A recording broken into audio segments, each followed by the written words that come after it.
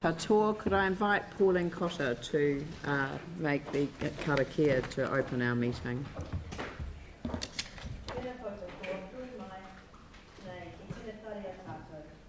Te kōrero ki te whakarongo, ki ngā kaupapa o tō hapori, no mai tauti mai, no reira tēnā koutou katoa. Kia ora. Kia ora. I'd like to commence the meeting by taking a moment to acknowledge the passing last month of Douglas Falcon Hiruini Doug Couch, who served on Mount Herbert County Council, Banks Peninsula District Council and Littleton Mount Herbert Community Board. Doug was born in Littleton in 1932 and was raised at Rapaki, where he lived for most of his life. Throughout his life, Doug was heavily involved in the Rapaki and wider Banks Peninsula communities. In the late 1970s, he served a term on the Mount Herbert County Council before going on to serve on the Banks Peninsula District Council and the Littleton Mount Herbert Community Board. He had stints as president of the Littleton's Lions Club and the Littleton Youth Council and was a member of the local civil defence operations team. He was also an active figure within his Runanga Te Hapu o Ngāti Wheki. Our thoughts are with Doug's whānau, and we acknowledge his enormous contribution to the community he served so passionately. And I'd like to invite our councillors and our guests to please stand for 1 minute silence.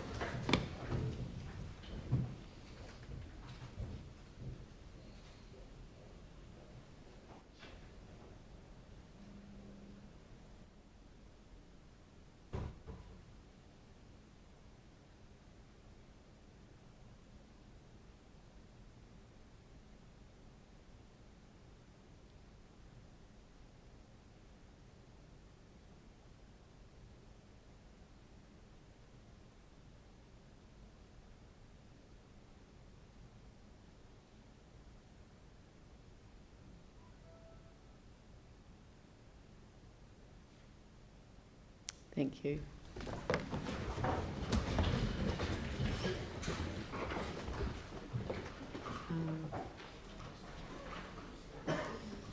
I don't have any apologies, but perhaps I'll take an apology from Councillor Davidson for lateness. Are there any other apologies? No? Someone like to move that? Sam, seconded Andrew. I'll put that motion. All those in favour say aye.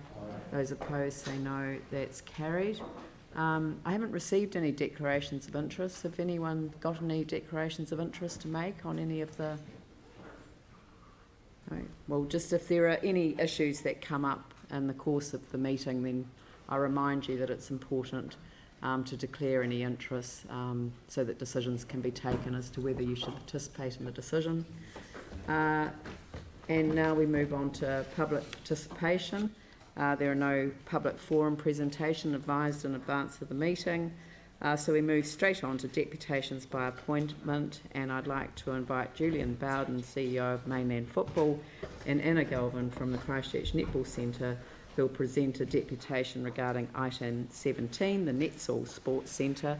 That will be an item that we'll deal with later in the meeting. Normally we can bring it forward, but today's our Community Board Day, so we'll hear from our community boards first. But you have 10 minutes, so I'll hand it over to you.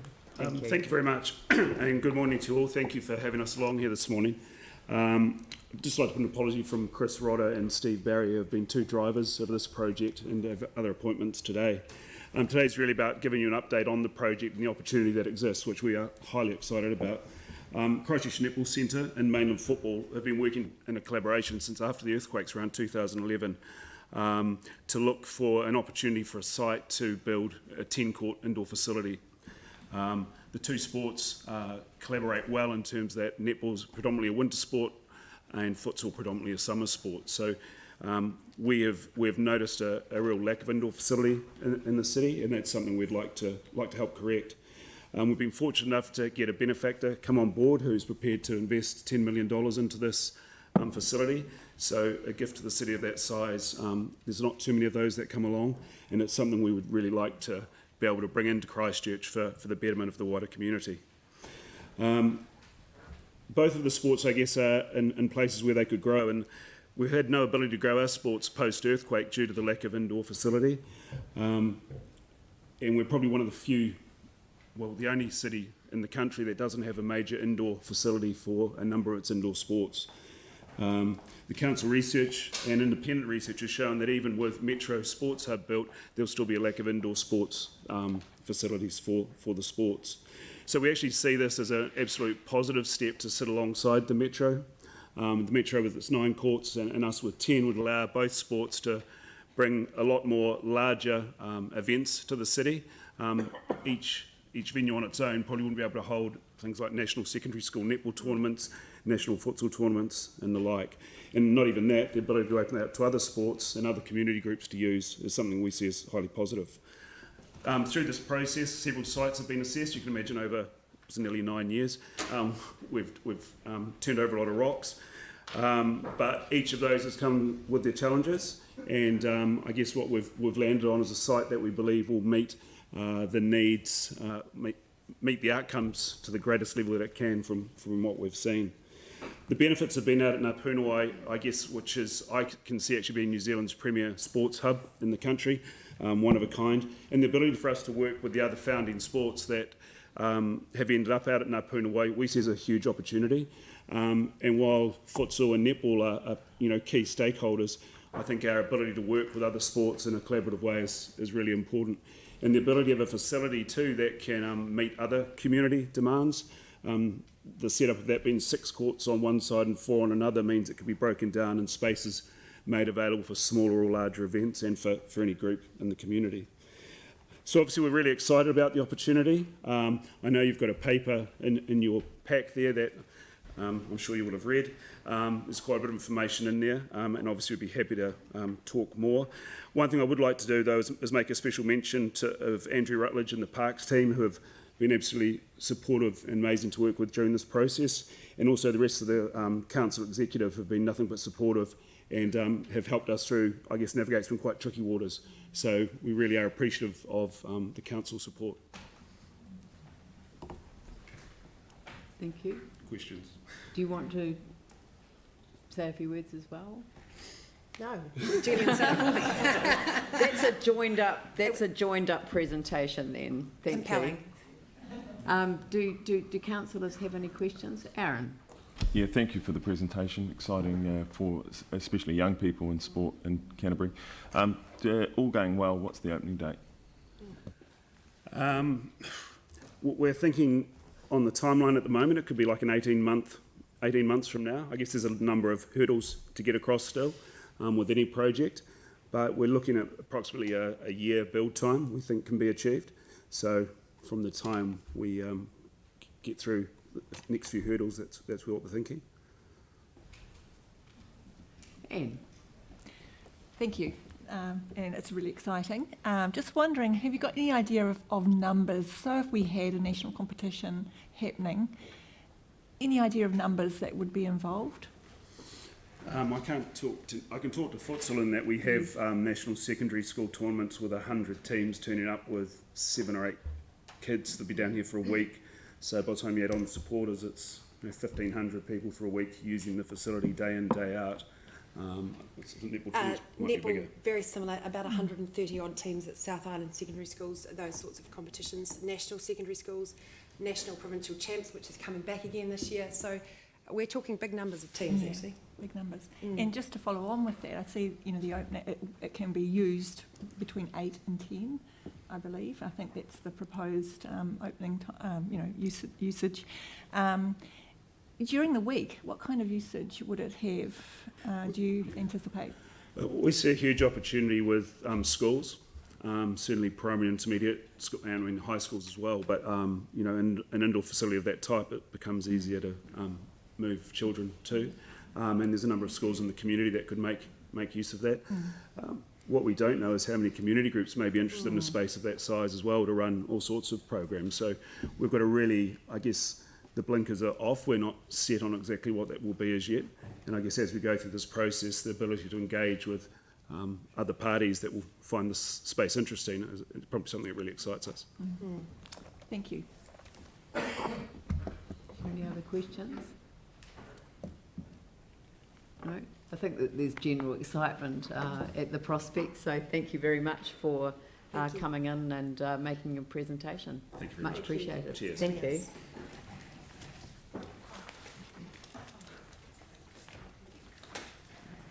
There are no presentation of petitions. Item 5, we have someone move the confirmation of the minutes. Jimmy Chen, seconded by Melanie Coker. Sorry, just had a moment then. I'll put that motion. All those in favour say aye. Aye. Those opposed say no. That's carried. Then we have the Coastal Burwood Community Board. So can I welcome Kelly Barber to the table? Welcome. Thank you, Leanne. Councillors, Dawn and staff. I'm joined today by Chris Turner from our government staff. Put that photo up there. I just need them to look back in. So I'll just crack on anyway. There's just a couple of community board decisions under delegation that I'd like to sort of highlight that are on their way. We're starting the process with approving the public notification for the intention to grant a ground lease to the Christchurch Archery Club, who are looking to build a bigger building in Rafidi Domain. It looks really positive. They're going to be expanding the building and able to host bigger events in the future. We've also got the New Brighton Surf Club beginning their process of expanding their building, their new building, which is also very exciting. Just in terms of other highlights, come out if you got the next slide. So we have Haipuna Taimoana progressing really well.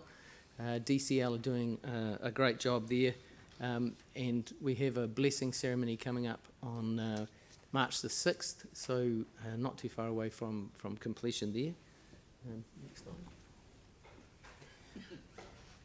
On Waitangi Day, we had the I Love New Brighton celebration, which was really big in the community, extremely well attended, from sort of 11 till 3. It was hosted by James Daniels, the City Councillor, who has some experience behind the microphone. Yeah, a really positive day. Lots of different activities for families to do. They had an active zone where people were able to participate in archery, and the community board was there in force, just consulting with the community on things that they want to talk about, and as we sort of form our ongoing long-term plan. The event was opened with a kapa haka to recognise and celebrate Waitangi Day, which was really well done. Yeah, so we've also had some other events in the community. I don't know whether you're aware, but the Coast to Coast was held last weekend. It finishes in New Brighton, and it has been a fantastic addition to the community. It's a great event. It brings like thousands of people into the area. There's about 1,000 people competing, and they have with them a couple of thousand people as support crew. It was a fantastic day. Obviously, it was a bit of a tough year, so this is a picture of the women's one-day winner, Corinne O'Donnell, finishing, and the previous slide was Sam Clark, who won the race for the 4th time. The fantastic thing about this is, as the streetscaping is done in Brighton and the hot pools are done, you know, people will be able to do the event and then stay in Brighton and bathe in the hot pools and enjoy the area, which is what we want to see more of in Brighton as the place is regenerated further and further. So I think that's about it, really. You want me to talk about my involvement? Yeah, so Coast to Coast has been a bit of a thing of mine for the last 20 odd years. I sort of took it on when I was 34. I'm now 55. I've done it 16 times. I go back every year for the challenge. It's been a wonderful, wonderful thing for me and for my friends. It's a great sort of celebration of New Zealand because you cross it from one side to the other. I know, James, you've done it a few times yourself, 3 times. It's a bit of a rite of passage for a lot of people. I think some of the other councillors have done it as well. But it's a fantastic event for New Brighton. It's sponsored by Kathmandu, a great company that started in New Zealand. The event is growing. It's getting more and more international interest, and that focuses in on New Brighton at the end of the day. So, fantastic showcase for our country, our city, and our area. So, there you go. Thank you very much, and congratulations for another participant role that you play there. Thank you. And also James. Mike. Thank you. I'm also fortunate enough to have done the Coast to Coast, but I'd just like to mention that leading up to the Coast to Coast, I read a really good book called Conquering the Coast to Coast by someone called Kelly Barber. Fantastic book, so anyone thinking of doing the Coast to Coast, I recommend buying it and having a read of it. Thank you, Mike. Yeah, Andrew. Thank you. Thank you, and thanks very much indeed for a full report and a great presentation. Paragraph 5.1 in your report represents a piece of good news, the opening of He Puna Tai Moana, the New Brighton hot saltwater pools. Obviously, expectations are high around the role that this particular facility is going to play in the overall regeneration of New Brighton and, in fact, the east of the city. What feedback loop or monitoring or reporting has the board got in place, or would the board like to get in place, to make sure that this investment, this facility, is having the catalyst effect, the regeneration effect, the activity driver effect that we want to see? Because, of course, with the investment, it's vital that we get the effects from this project that we're hoping to see.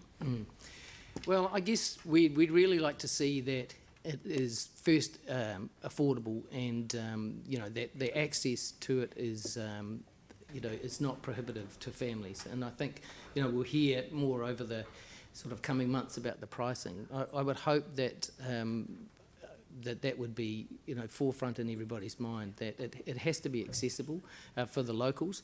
I think it would be great if the city was to feature that area for the future, because there are more and more things for people to enjoy down in Brighton, with the library and the pier and the place being constantly improved by the council, which we're very grateful for.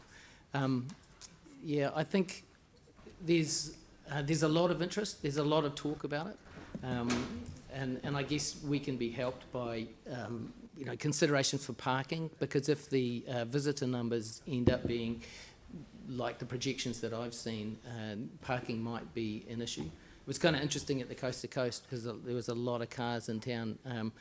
There's some big car parks there that are often empty, and they were absolutely packed. But I think that parking might be an issue in future.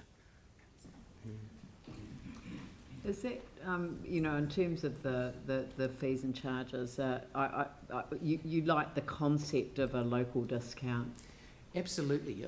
I think there's, we've got quite a wide variety of, of incomes in the region, in the area, and I think that I certainly wouldn't like to see people who live in the area finding it really difficult to actually go there, so because of the cost.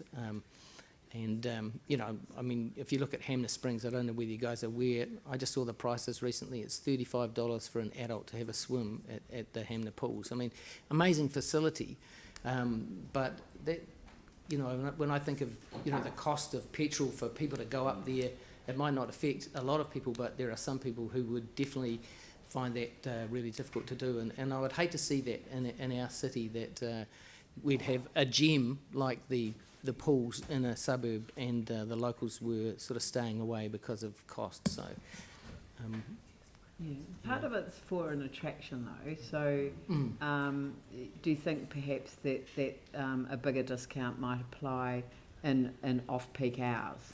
You know, a bit like the buses. You know, like over 65, you've got a no off-peak, or maybe a family discount on the off-peak. Well, I think that would make perfect sense. Yeah. Absolutely. Okay, Tim. Yeah, I guess it's a clear understanding, I suppose, with your community of what the facility is, because you've got QE2, which is the community pool. Yeah, by all intents and purposes, is a community pool. But my understanding with the hot pools was that it was put to be a draw card for the city as well. So, you know, we've got every pool loses money and costs us, but they are an asset to our future with children learning to swim and being comfortable with water. But I just, is it a community? Does the community see it as a community facility or an asset? I'm not quite sure. I'm a bit confused about where we started. But that's why I raised the issue of whether there's off-peak hour approach is one that could be adopted, which gives locals a chance that perhaps doesn't intervene with the attraction side of the pool. Well, but as I think we've said many times around this table, and certainly I've spent a number of years as the MP for the area saying exactly the same thing. What happens on the waterfront isn't the end of the matter, it's what happens across the road. Because the pier attracts thousands of people every single summer in particular, but across the year there are a significant number of people that are drawn to the pier, but that doesn't translate into people walking across the road. And there's a reason for that, and that's why the investment on the other side of the road is core critical to the success of New Brighton. Yanni, just a very quick question. You know, it's really good to see under 8.2 the Shirley Boys High School QE2 Community Project update, but I just wanted to wondering for those of us who are on the hearing panel of QE2, if we could just get a little bit more information about what was proposed and whether there's any decision making that comes to council or whether it goes back to the community board. But don't need an answer now, but it would be quite good to just circulate that around, because I think we were quite excited when we did the hearing around the master plan to see that local work happening in terms of using the schools, but it'd just be good to get some more information.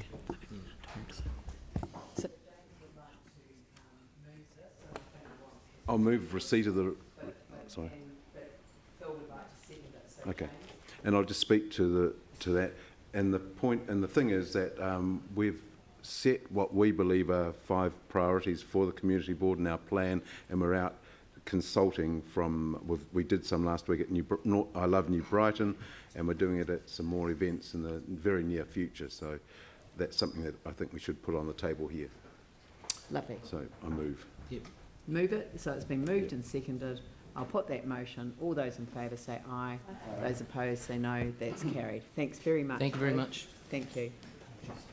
The next one is the Banks Peninsula Community Board.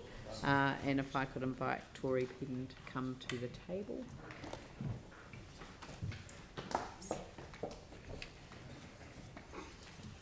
Morena.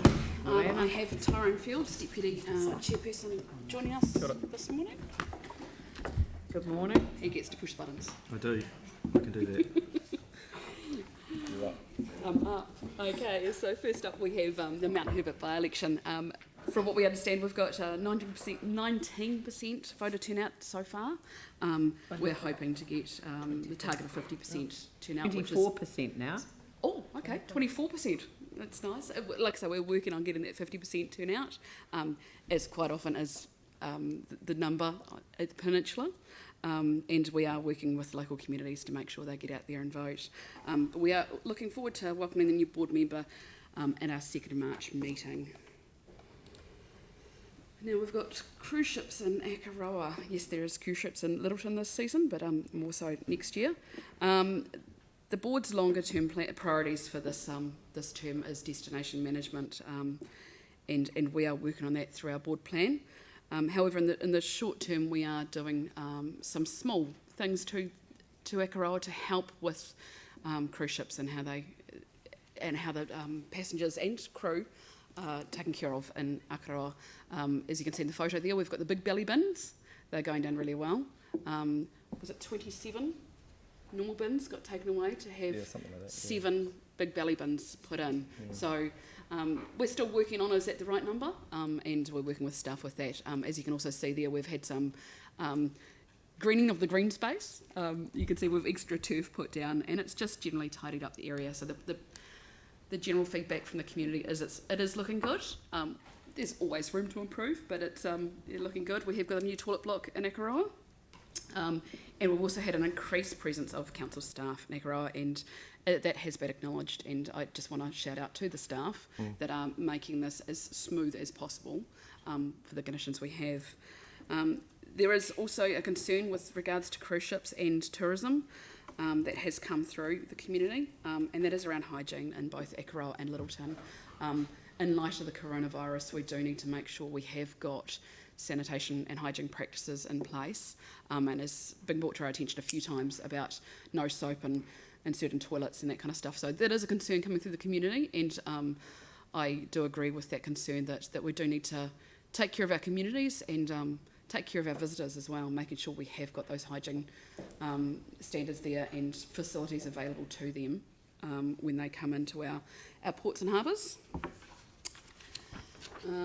Next one. Next one, yeah. Stuff happening in Little River, yes, my home. Little River Big Ideas is still moving forward, and this is another one of our board priorities coming through our board plan, and that is to support local leadership and engagement.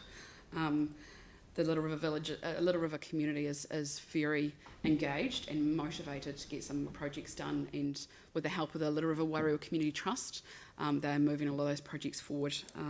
End of last year, we had a community breakfast run by the Trust with support of the council, obviously funding, and we got staff to come out and actually give the community a catch up on what the council projects are happening in the area, for the likes of the tennis court renewal, and also land drainage and flood mitigation that is ongoing. So it's good to keep the council and community communicating, talking together about upcoming projects, because quite often when you're on the ground you can't see what's happening until you see the diggers come out. So it's good to have council staff come out, and it was a really successful day coming out.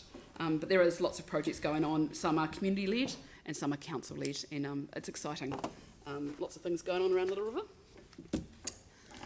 Also in Akaroa, once again, another community that's motivated and keen to get projects going. We had a community hui just before Christmas, which was well attended by over 80 residents. We did say to them at the start of the meeting, this wasn't just about cruise ships, this is about other issues that are affecting Akaroa.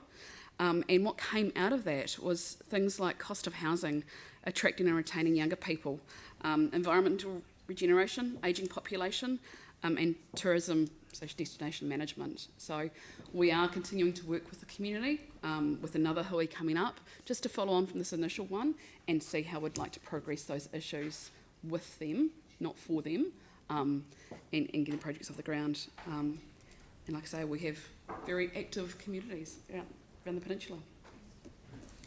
So that's, I think, us in a nutshell at the moment. I think that's us too. Very good. Beautiful shots, by the way. Andrew. Thank you. Thanks very much indeed for raising in particular the issue around the sanitary facilities and soap in the toilets and so on. And of course it's the coronavirus concerns that have caused us to turn our mind probably more than usual to matters of hygiene. I'm just looking at the way that this was raised. It was raised by an Akaroa local at approximately 1:30 at lunchtime, and it's great to see that at 9:30 that same evening was sent back advising that the sanitary bins issue was resulting in activation of contractors to resolve, and that a request for an upgrade of that toilet block occurred at the same time as well. So it was good to see that responded so quickly. I guess my question is probably more for the Chief Executive than for Tory.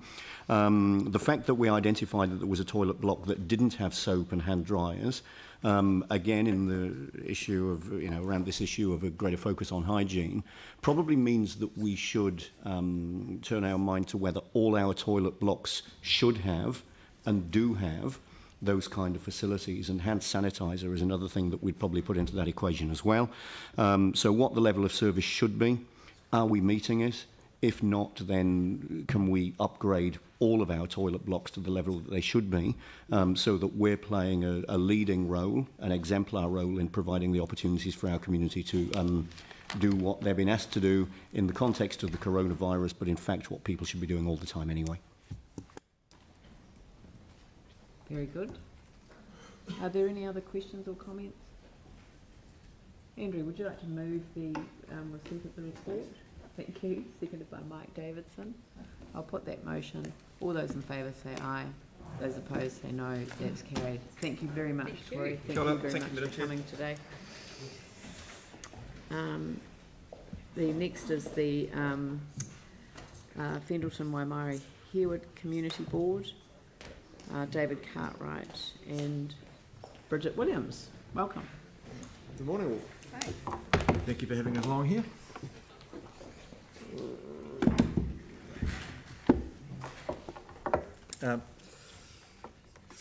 I'll take our report as read. We've got a slideshow to present. There's obviously an item in there which is presents for later, item 13 on your council agenda regarding Part A. Our slideshow doesn't necessarily address that. Elmwood Park, a key park in the Fendleton ward. Recently, the end of last year, towards the end of last year, October time, the community board granted permission or release to the cricket club to build a new pavilion in the area. At the same time, there was some community feedback around some cricket nets to be installed within the park. Or proposed to be installed in the park. This has gone back out for further consultation, including a much wider and greater significant number of people. Just around the placement, my understanding is there's a number of different spots that it can be placed in, and we're just going to the community to see which is the best part. Yeah, so on Monday, the board did the first of 3 planned bus trips around the board area, looking at particular issues and developments which are likely to be on the board's radar over the coming term. And then in the next slide, so we went here, this is Kapatoi Dwelling and Cottage. This was one of my favourite destinations. So it's on the main North Road, and it's one of the heritage buildings in our board area, and it used to be the old Belfast Schoolmaster's House. It's currently undergoing strengthening repairs, which should be completed over the next few months, but it was a very fascinating process to look through the building. Bishopdale Green. So this is the Bishopdale Mall. An old council building that was demolished post-earthquake, I'm going to say 5 or 6 years ago. It's directly next door to the library. You can sort of see on the left-hand side of the photo there. So this is a mural that's been painted by one of the local residents, and there's 3 large panel boards which will go up there. The community support for this project has been outstanding, and I must actually compliment our staff at Fendleton Service Centre who have been helping drive this. It's just really heartwarming how involved the community has become in donating of time, labour and materials to help create this. So I understand the men's shed are in production at the moment of a number of picnic tables to go in that area, so it's fantastic. Cool. And then on the 22nd of February, we have one of the coolest events that are happening in our ward, and that's Culture Galore. So that's at Ray Blank Park. It's a fantastic event. There's going to be over 40 food stations from all different cultures, and I think it's a beautiful event that celebrates diversity. There's always a huge attendance, but I recommend if you're not doing anything on the 22nd of February, then please come along because it's a fantastic event. I believe, Dawn, you may be a neighbour of this park, so we'll see you there. We'll be looking for you. It's also a very hot day, so we recommend bringing sunscreen.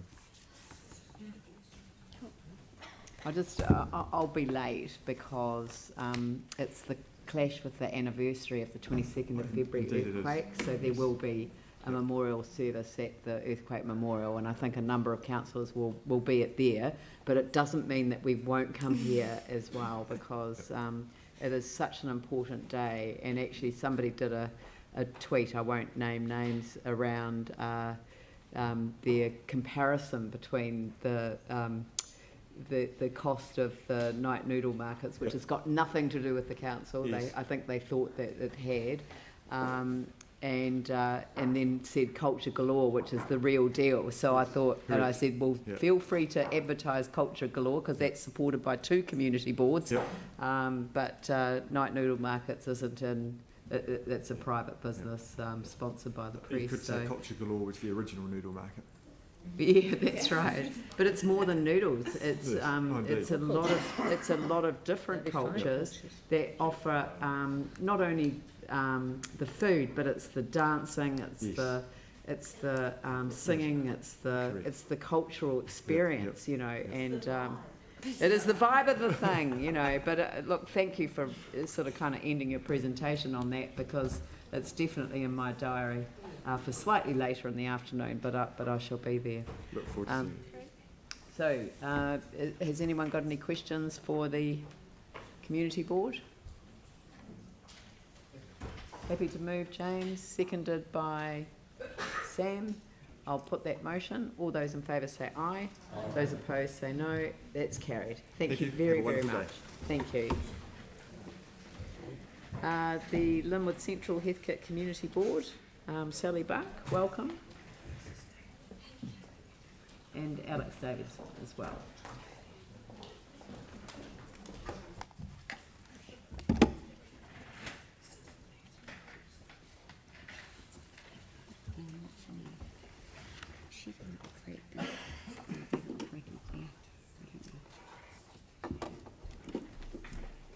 Good morning, Mayor and councillors. Thank you.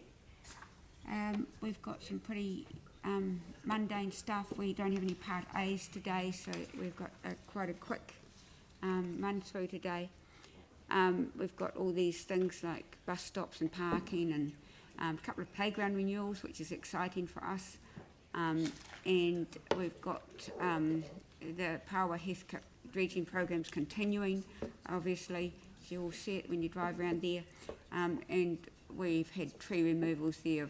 We had to come through the board for 3 healthy trees, but don't despair, because we've got a whole heap of trees being put in there to replace these healthy and unhealthy trees that have been removed from there. It's just having access and getting access to the river that some of these trees are having to be removed for the dredging program. And we've made, obviously, our funding grants from the Discretionary Response Fund towards the Wilston Development Project there. And we've made some decisions under delegation here, and our meetings, times of meetings and things like that, which is always difficult to get. And confirmed a couple of working parties, a Pawaho to Ihutai, Green in the East, and a submissions committee. We've got some representatives chosen to be on different things, especially the Red Zones Transformational Land Use Co-Governance Group. That's a mouthful. And we've got Tim Lindley on that group for us, for our board. And we had a big workshop with a whole lot of the residents from Bromley, and they wanted to discuss with us all the problems they've got around their area with traffic, and this is often to do with heavy traffic using local roads and taking shortcuts, which they don't need to do. And so we had a further workshop to discuss these matters, and we're looking at possible ways forward. So any help with this is good, and we'll be putting this onto our community board plan as to how to deal with it. And we're hearing from staff that one of the streets, Hay Street, was actually on a list with funding for something to be done on that, with funding from NZTA. So that's good. And we had a meeting with residents from Redcliffs as well, and Sumner, about they were experiencing problems with the build of the coastal pathway around that part, and the amount of rocks that were appearing on the beach. However, we heard from staff and the experts that these rocks were basically coming from the actual beach itself. They weren't imported into the beach. They were just, as the work was being done, these were seemed to be coming to the surface. So it wasn't like people bringing rocks onto the beach.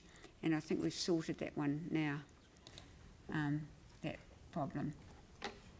And we've had meetings regarding our community board plan. We've had workshops to try and see where we're going with that, and it's been written up, and we're hoping that it's going to be really meshed in with council plans, so that what we want, the council wants as well.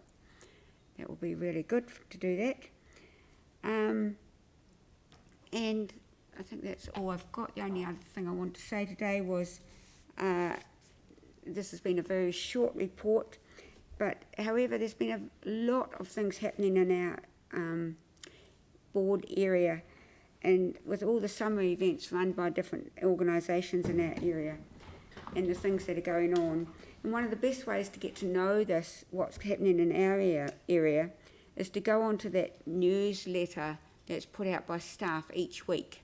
It's not it's not the community board newsletter, it's called Week in Brief, and this gives a huge overall look at what is happening in our area, and all the things that are on, all the consultations that are out, the consultations and any alcohol licensing information, things like that. So it comes out by email each week. Week in Brief with Linwood Central Healthcare Community Board. Oh yeah, I guess just one point in regards to the traffic concerns in the Bromley area. That community is obviously a low socioeconomic community, and they've not really felt heard with their issues. So I think it was a really positive thing for us to do, to go to them, and I'd love to see more consultation like that.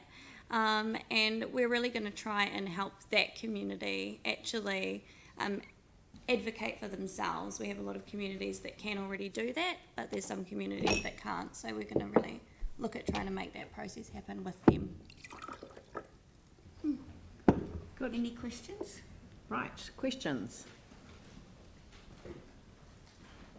No. No. Yanni, would you like to move the receipt of the report? Yeah, I'll just speak to it briefly as well. Yeah, you can speak to it. And Jake, would you like to second it? Yes, good. Right, Yanni. Yeah, just to say, you know, obviously those Bromley traffic issues are really critical, and part of the issue is the lack of infrastructure, roading, repair post-earthquake, which has meant you've got heavy vehicles using roads that have had damage, which is creating a lot of vibrations and shaking. But it's also to do with one of the bus companies who moved into the area, whose buses are going through a residential street, creating a lot of problems for local residents in terms of being able to sleep. So, you know, it needs to be addressed on a variety of ways, with ECAN, with roading design, and with looking at, I guess, the collective traffic impact, which, you know, hopefully we can get onto. I think just another thing to point out is obviously February 22nd is a pretty special day for so many people in our city, but Estuary Fest is being held as well on that day, and February 22nd had a profound impact on those coastal hillside communities, you know, Sumner, Redcliffs, Mount Pleasant in particular. And so Estuary Fest is really another way in which a community is coming together in a positive way, just to reflect on what's happened, but also to celebrate what's good about being people in our city.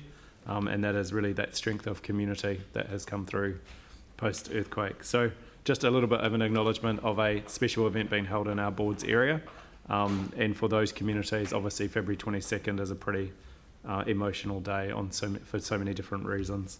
And then finally, I mean, we have had at the board, although it's not in this update, a briefing on progress around the Linwood Pool, which is, you know, on track and progressing. And that's a really positive thing for our area. And the key thing now is really to just ensure that we get good communication around what's going on and look at what's happening with Linwood Park at the same time, so we can get a really positive outcome for our community. But yep, I just wanted to support this report, and yeah, happy to put it forward. Jake. I just wanted to congratulate the board for no parking restrictions outside Maryvale Courts. Fantastic initiative, well done. Wow. Thanks, Jake. Right. Okay, I'll put the motion. All those in favour say aye. Those opposed say no. That's carried. Thank you very much. Thank you, Sally and Alex. And now I don't know how it happened, but I overlooked Hallsville, Hornby, Riccarton Community Board. I'd crossed you out before I got to you, so I don't know how that happened, Mike, but you are welcome to come to the table. Thank you. I'm pleased you reinstated this. That's all right. Happy New Year to everybody. And it gives me great pleasure to introduce to you our, my deputy, Andre Moore. Now, it's not Andre, it's Andre. So I just thought I'd get that established. Thanks, Mike. So anyway, so I've got a good deputy here who's going to take over from my role in November. So we're really looking forward to a smooth changeover. I'm also taking over the clicking of the slideshow today, which is very exciting. You are? Well, it's an advance. Yeah. You mean to say I couldn't do it? Sorry. That's all good. We got one part A that I'll come to, but under the community board decisions under our delegation, road naming and bus stops and mundane stuff, but an interesting point in the road names is the link to Hallsville Quarry, and the names of Tempering Drive, Forge Close and Bellows Close, of course, is those names come from the hard tools and that needed to be produced to crack and mould the Hallsville Quarry stone to build Christchurch in its early days. So moving on, then we had the part A report, which you're going to be considering later in the day. So and then we had some real good community projects going on as the CDN, that's Community Development Network, a brilliant organisation that was set up by our board, you know, and we sort of supported the setting up of that a few years ago. And we had a luncheon, an annual luncheon that they invite us to. But they run programs, youth hangout, kids and teen camps and school-based youth work and administration in our ward. So it's a really, really good organisation. And we've also had for quite a number of years the Young Mums and Shuffle Bums program, which is ongoing. Community Pride Garden Awards are coming up. So we're looking forward to that. And next month we'll be presenting those awards, the Edible Sustainable Garden Awards. So that's something that we're really looking forward to. And there's some good gardens around our area, not mine, I might say. But the High Community Centre is being well used. And we've got the another item that we've got a bit of a slide on, have we, the Andre, the Aidenfield Christian School. So the Aidenfield Christian School, the Aidenfield Christian School, if we can go to that now. Sorry, I'm jumping around the place, Andre, I'm out of control. There we go. We'll go to that, and so that's a trial for it's a bit of a hazard picking up and dropping off young people at the school in that area. So they're looking at an option of using, when we can, or Ngāpunawai. So you drive into Ngāpunawai and then park and then just walk through to the school from there is a lot safer. So that's something that that's being trialled now, and look forward to that. So then we'll go to Andre will go to our Templeton Domain public tennis court before and after. Oh, well done. And I must say that was the first tennis court that was put in Templeton Domain, but since the building of the Templeton Community Centre, there's also two tennis courts behind that as well, which also serve as basketball, netball courts. So that's a good thing. And our next one, Andre, was the is it this one here? Indeed. Yeah.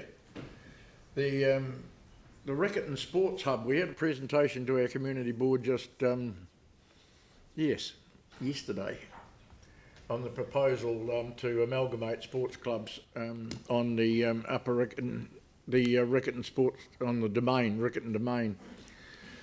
So, but during their school holiday programs, they've actually taken to sports through the holiday programs, and I think that's really good. That during the school holidays you can have those very active and introductions to sports. So that's something that we're looking forward to, is the growth of the Riccarton Riccarton Hub multi-sport facility. So you'll hear more about that as it develops. So the other thing I just wanted to touch on is the Greater Hornby Residents Association event that we had in November, and that was on Denton Park, and it was groups including the Hornby Rugby, Netball, Cricket, Marching Canterbury. It was about 500 odd people turned out for the day, but the highlight of the day really was Santa arriving in a Mickey's Noddy train. So that was ho ho ho, you'd never know who Santa was, but anyway, he enjoyed the day. So that's really it from us. Have you got anything to add, Andre? No, that's great. No? Good pronunciation. All right. Can I open it up for questions? Jimmy Chen. Just move. I want to move. Yes, you can move it. Yes, you can make comments when we're finished with questions. So do I have a seconder from the ward? Anne Galloway. So I'll open it up for questions. Has anyone got any questions for Mike or Andre? Welcome, Andre. Thank you. No? Okay, Jimmy Chen. Thank you. Yeah, because over the last couple of months, actually the community board, particular to undertook all those kind of event of activity, united together with the local community and with the staff, also business group. Actually, it's a very positive, constructive. For instance, like the community CDN Trust, actually they're perfecting all those teenagers in Riccarton and the Hornby area, some are intermediate and high school for many years. They done the great job. So every time, the elected members are always to attend their kind of annual celebration lunch. That's very good. One expect to encourage them, the other one to show we are fully supporting them. Second is the Templeton tennis court. I remember back to probably the 6 or 7 years. Actually, Templeton, their community member make a deputation to our long-term plan, annual plan for a couple of times. So we are very happy. Now, today we have to upgrade and repair all those Templeton tennis court. The other one is the Great Hornby Resident Association, the Family Fun Day. That's also very successful. Only focus on Denton Park and surrounding area, particularly for those low socio-economic area, to bring the people and the community together. But the other one is probably a bigger one, is Hello Hornby, will be held on the Saturday of 7th of March. We also invite all the community, the people can partake of this event. because this is the third year, over the last 2 years, from 1,000 to 1,500. So we expect this year maybe more people will turn out. So well done for the community board. Thank you. Do you want to mention your gumboot throwing skills, brother? Oh yeah, Jimmy? championship. Yes, that's good. Jimmy was Yeah, the champion gumboot thrower, so he's got an amazing talent for biffing gumboots, haven't you, brother? Yeah, thank you. So I'm happy to move. Yep. I will put that motion. All those in favour say aye. Those opposed say no. That's carried. Thank you very much. And could I have the Papanui Innis Community Board, please? Emma Norris. And Simon Britton today. Thank you for being here.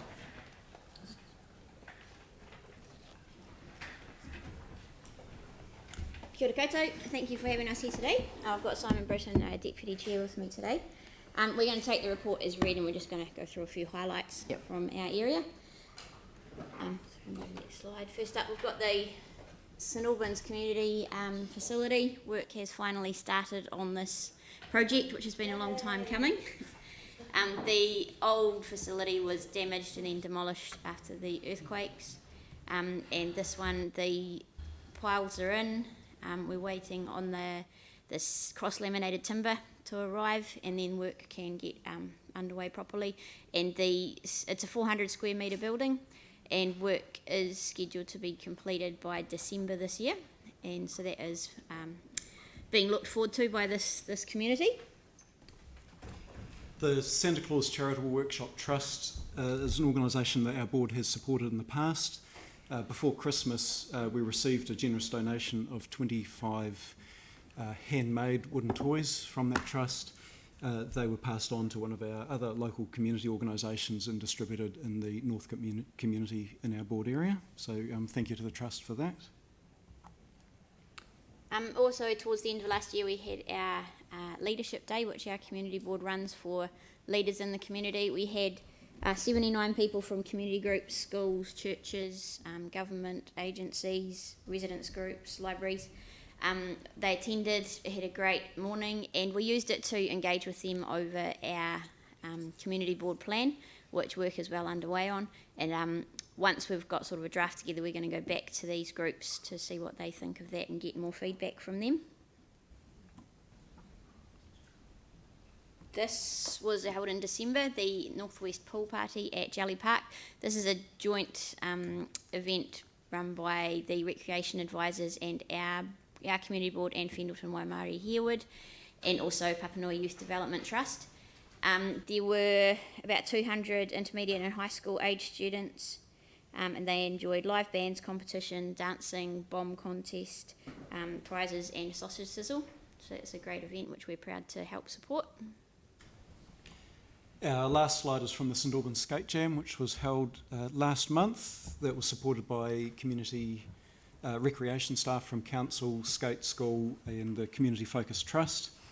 I went down to that. I was mainly there for the sausage sizzle, so I didn't risk my skills on the skateboards or the rollerblades that were there and available for people to try out. I did see a big range of people taking part, and that was really nice to see, from quite young children right through to people more approaching my age. We also had community engagement staff there because it was an opportunity to get feedback from the community. We have a proposal out for a revamp of the skate park, which is particularly aimed at making skating more accessible to younger children in that area, because at the moment there's not a lot in that skate park for the beginners. So some good feedback from that as well. And just to finish off with, we've got a couple of good events coming up in our area as well. They're this weekend, so they don't clash with those other ones. The 15th of February, on this Saturday, is the St Albans Community Day in St Albans Park. And then on the 16th of February, this Sunday, is Summer in the Sticks, which is at the reserve on Radcliffe Road, which is a great opportunity to come and check out that. It's one of the newer regional parks in the area. So come along then if you're free. Very good. Thank you. So Pauline move and Mike second. Are there any questions? No questions? Any comments? Any comments? No? I'll put them. No, just quickly, as someone who was, when I was on the youth council, got involved with the first skate park being installed at St Albans Park, I was just really happy to hear that you're looking at upgrading it and extending it. So well done to the board for picking that up. That's really cool to see. Very good feedback. Clarify, it's not really an upgrade of the existing, it's an extension for the smaller kids, and it's not a major, huge, massive No, it's project. just a few beginners items being added in there with some seating and some sun shades and that sort of thing. And the engagement team went to St Albans School and did a lot of work with the school kids there on exactly what they want. Yeah. Right, good. So since we're under time, I'm not going to question the re-entering of debate that's supposed to exist around the table, but that's all right. But thank you very much. It's much appreciated. I'll put the motion. All those in favour say aye. Those opposed say no. That's carried. Thank you very much. And the next is the Spraden Cashmere Community Board, Carolyn Potter. And Lee Sampson is with you today? Yes, he is. Bye, Lee.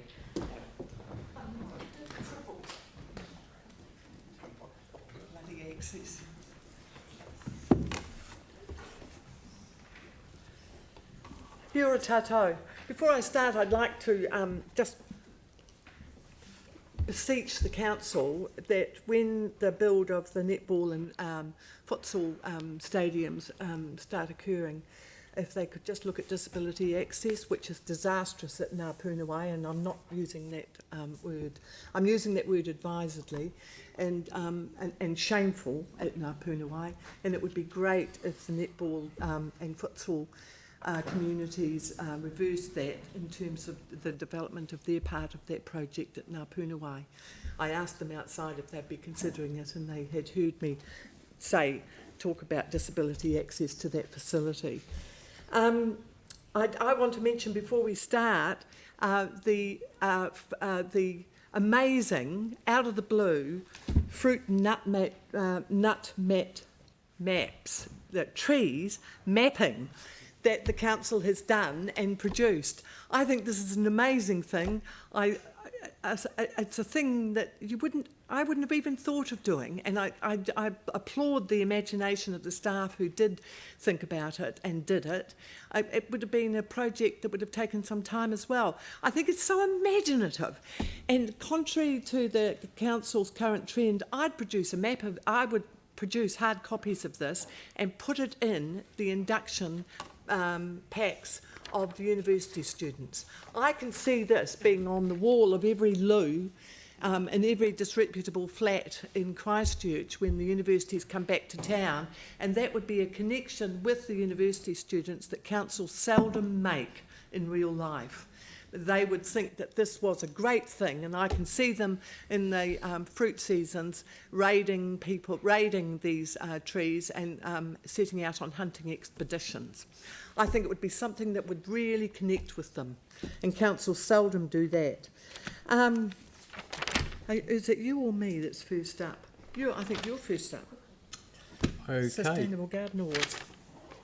Significant projects in our area. Similarly to other boards, we've got our edible and sustainable garden awards. We're just going through a phase of doing our assessments at the moment. The great thing about this is we're getting different people coming up and making applications. We've got 29 this year. But yeah, great to see new people coming on board with that. So we really enjoy that event. We haven't got the photographs up, which is a blessing actually, given how many photographs the staff, contrary to my advice, have taken of certain people, and embarrassing. So the less we see, oh no, that's a good one. That's a good one. That's the Christmas party, which is always a really good thing at Spraden Cashmere, and we always enjoy seeing the people. Biddy, who's a woman in our area, a force of nature, didn't turn up this year, and I was sad not to see her. But everybody else was there, and it was a great thing. Thanks to the staff, and in particular Faye Collins, our board advisor, who always makes a cake and ices it particularly for this occasion and lots of other occasions. She did a library cake once, which was a row of books, and but the staff put a huge amount of effort into the production of this occasion, and I'm really grateful for the things that they do in that regard. We've got Manuka.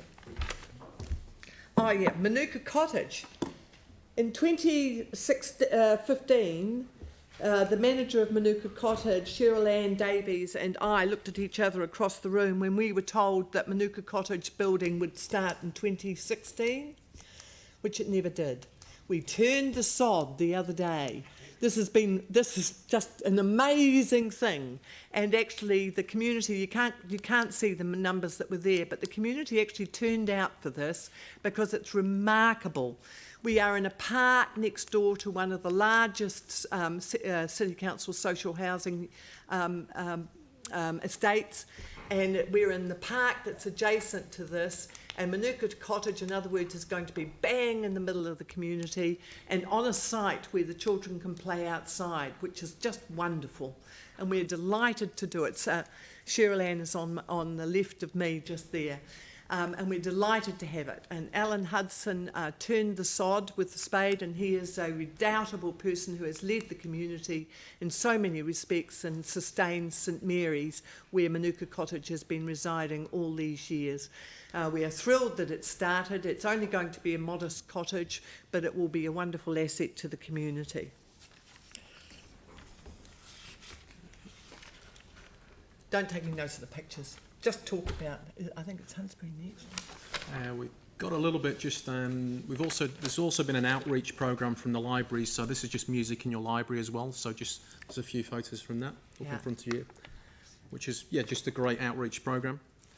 I'm going to do a shameless plug for Hunsbury as well. Hunsbury have got 100-year celebrations this coming weekend. We've got a local legend there called David Drayton. I think a few of you would have met him and heard of him.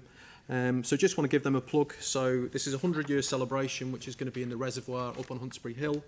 We've got a Friday night event, which is a wine and cheese, and we've got a garden party in the reservoir from 1 till 5 on Saturday. So if you're free at the weekend, come down and celebrate with them, because they've just got such a great community going on Hunsbury Hill. So it'd be a joy if you can make it. Yeah. That's worth going for.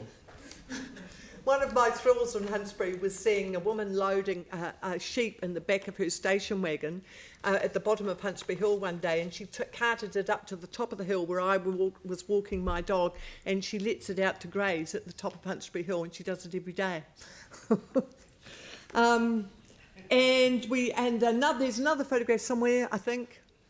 Do I need to press a button? I think that's... The Lalunga Night Market. This was the Lalunga Night Market in Rowley, based at Rowley School, where there was a whole bunch of different foods produced by various members of the community, and the next one's going to be on the 28th of February 2020. Thank you. That's about it. And we didn't have any Part A's, and we didn't have anything really formal to present to you. Very good, but it's a very good report all the same. So, thank you. Well, it is. It's a really good report, I just love the fact that we're bringing all the community boards in to actually make these presentations, because from time to time you do challenge us on things, Caroline. I know you do. But the thing is that you also, all of you, come and tell us about the great things that are happening in the wider community, and I think it's really important that we get that overarching view of what a great city we have. So that's the joy of being on a community board, is that connection with the community. It's a great joy. Absolutely. You'd like to move it, and seconded by Tim. So Melanie and Tim Scandrett. Are there any questions? Any discussion? Yes, you can make a comment. With the edible gardens, I went for about an hour. I got an hour and a half on Monday to do a wee bit of a tour, judging 2 places, and that was quite cool just to go and say I went to see Eddington Farm and the Sisters of Mercy. There's a woman there who it's on Spencer Street in Eddington, and there's a bunch of units for retired nuns, and there's one woman and then another one who do all the gardens all the way round, and she took us around the whole thing, flowers and vegetables, just all intermingled. And then I had to do some snaps themselves, and I was told to do some other stuff as well. But it's incredible what people do. So I was really pleased to be able to do that. And I forgot to mention that it's to our credit, our board's credit, that sustainable is in the title, because we fought for it to be in the title. We never wanted it to be about the largest pumpkin. We want it to be about sustainable gardening in our communities. Yeah. I have lots of vegetables, but I wouldn't enter because I've probably got a conflict and heaps of fruit actually this time. I have so some I've got tea. quite a good garden this year. Anyway, that's They're all within the 10 minutes, so that's acceptable. I'll put that motion. All those in favour say aye. Those opposed say no. That's carried. Thank you very much. Thank you. Right, now we have the... Okay, well look,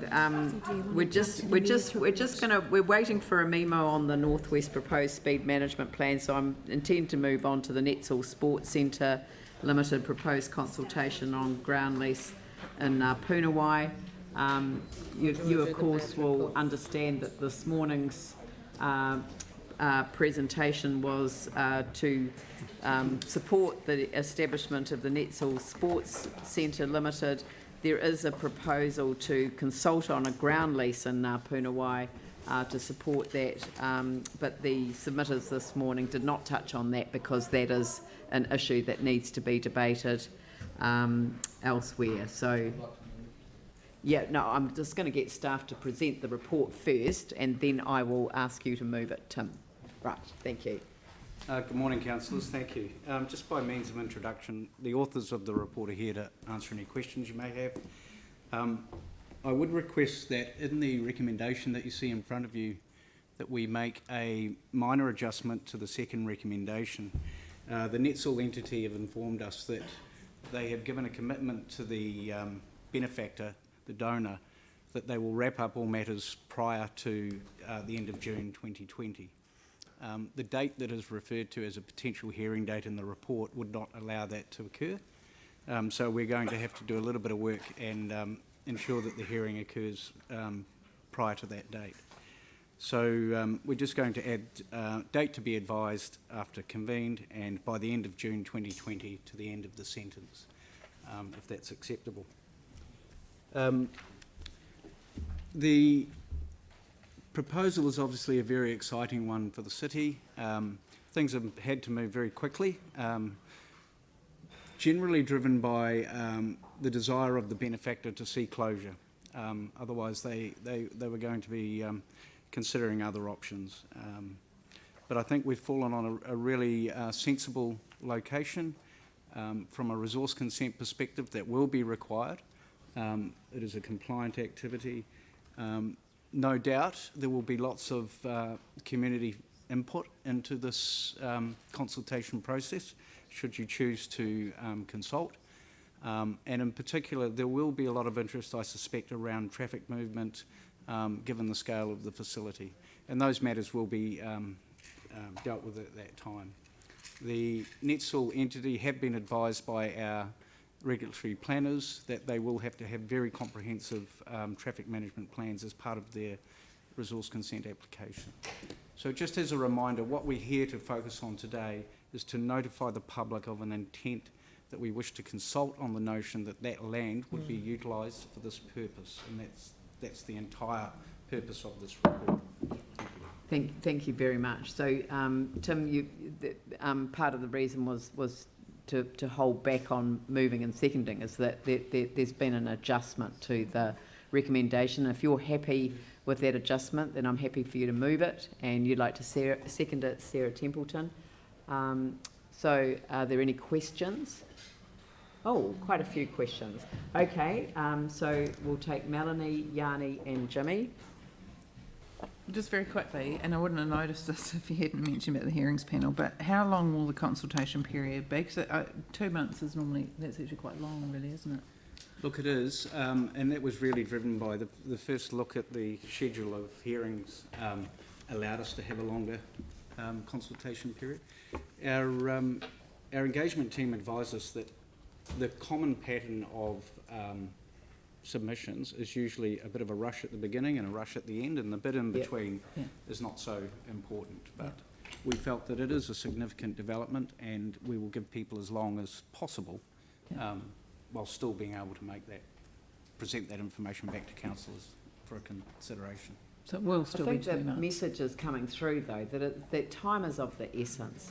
And I think you're going to get an indication from the council that we don't need to have, you know, quite the length of time. This is, I mean, you know, to be honest, I can't think of, you know, any more than, well, one or two that might, I mean, I can't imagine anyone's going to stand in the way of this. And I know you can't predetermine it. I look forward to the report of the hearings panel, and I will not make up my mind until I hear from them. But I think you're getting a signal from the council that we want you to rock on with this.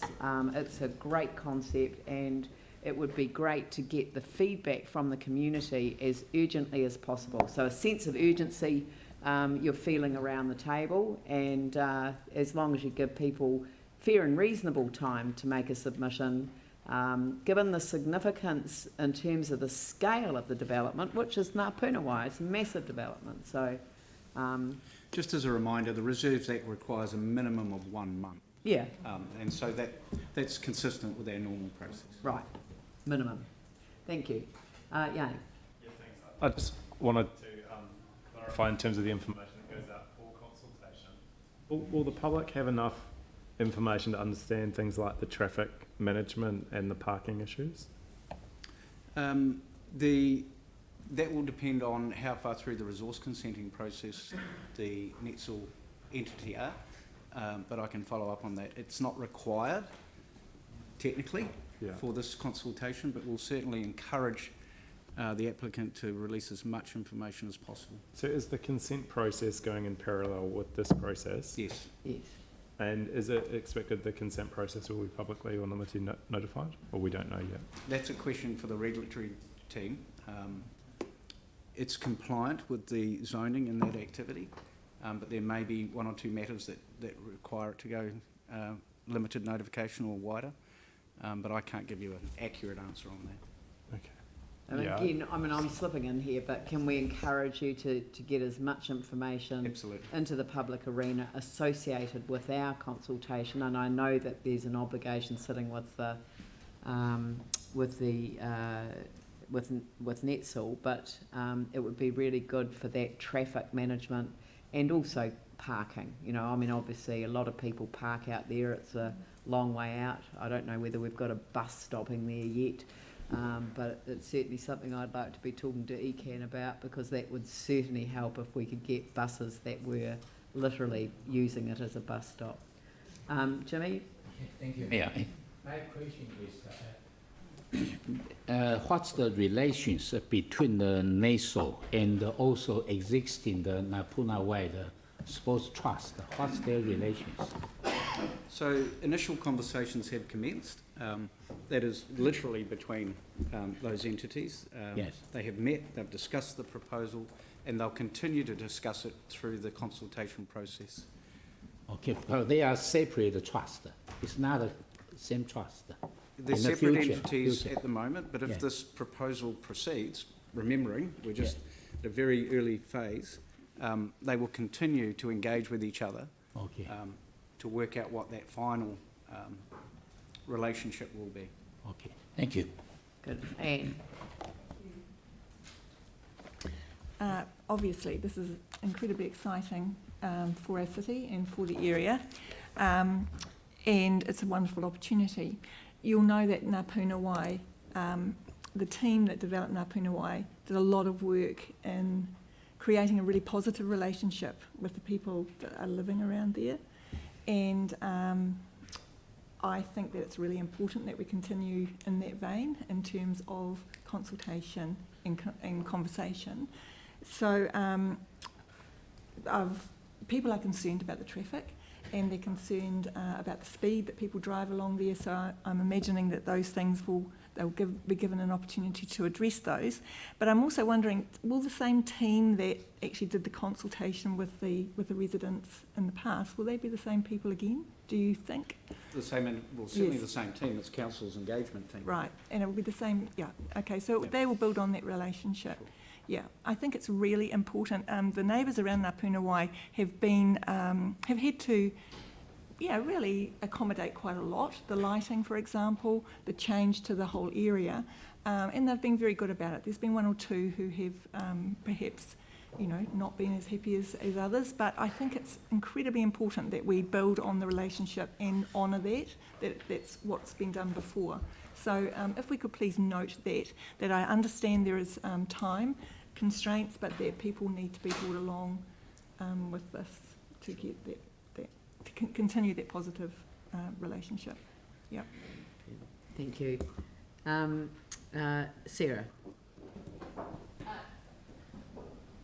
Mostly covered. I just wanted to reiterate the usefulness of traffic information when it comes to anything that might be controversial over parks and things like that. I know it made a difference in the previous hearings panel, and it's likely to again. Just having that information available and early is really important, especially with timing. Yes, you could have another question. Yeah, just in terms of the placement of the facility, was this the only area that was considered, and why was this area chosen? That's a question that I've been asked. Are you talking the wider city sense? No, the actual facility, the footprint of the facility, where it's going to be placed at within that Ngāpunawai. parcel, or the wider Canterbury Agricultural Park, Ngāpunawai? Well, I guess the question I'm asking is, has that been the only place that this facility can be placed? No, there has been 3 locations where placement has been considered in the wider Canterbury Agricultural Park and Ngāpunawai. Why was this area chosen? The Canterbury Agricultural Park area was a direct negotiation between Netzel and Kappa. Council were on the sidelines. And you'd actually have to ask Netzel why they didn't want to stay there. The district plan foresees and allows this type of facility on this particular parcel of land. So that obviously provides a lot of opportunity and a smoother and quicker pathway than an area where a notified resource consents would definitely be required, and lots of other encumbrances would have to be overcome. So I suspect that that's the reason why Netzel, when they had essentially 3 parcels of land, 3 locations within that wider parcel of land to consider, settled on this one. Okay. Yanni? I was remiss not to ask, but my previous panel members, especially Councillor Vicky Butt, would have wanted me to ask. What's happening to the frogs? This isn't going near the special frog habitat, is it? It's not, no. Great, cool. So the frogs are okay. That's really important. No, it's an area that was earmarked in the master frogs. plan for future development, and has been used as some of that area has been used for some overflow car parking when required.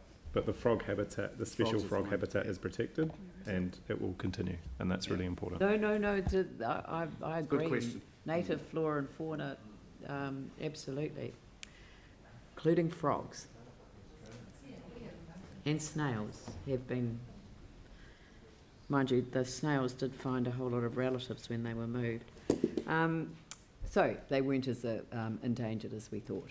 So I will put. I'll open it up for debate. I'll put the motion. All those in favour say aye. Aye. Those opposed say no. That's carried. Thank you. And we've got 3 minutes left to deal with the Mayor's monthly report, which is all it will require. You will note that I read 8 books over the break.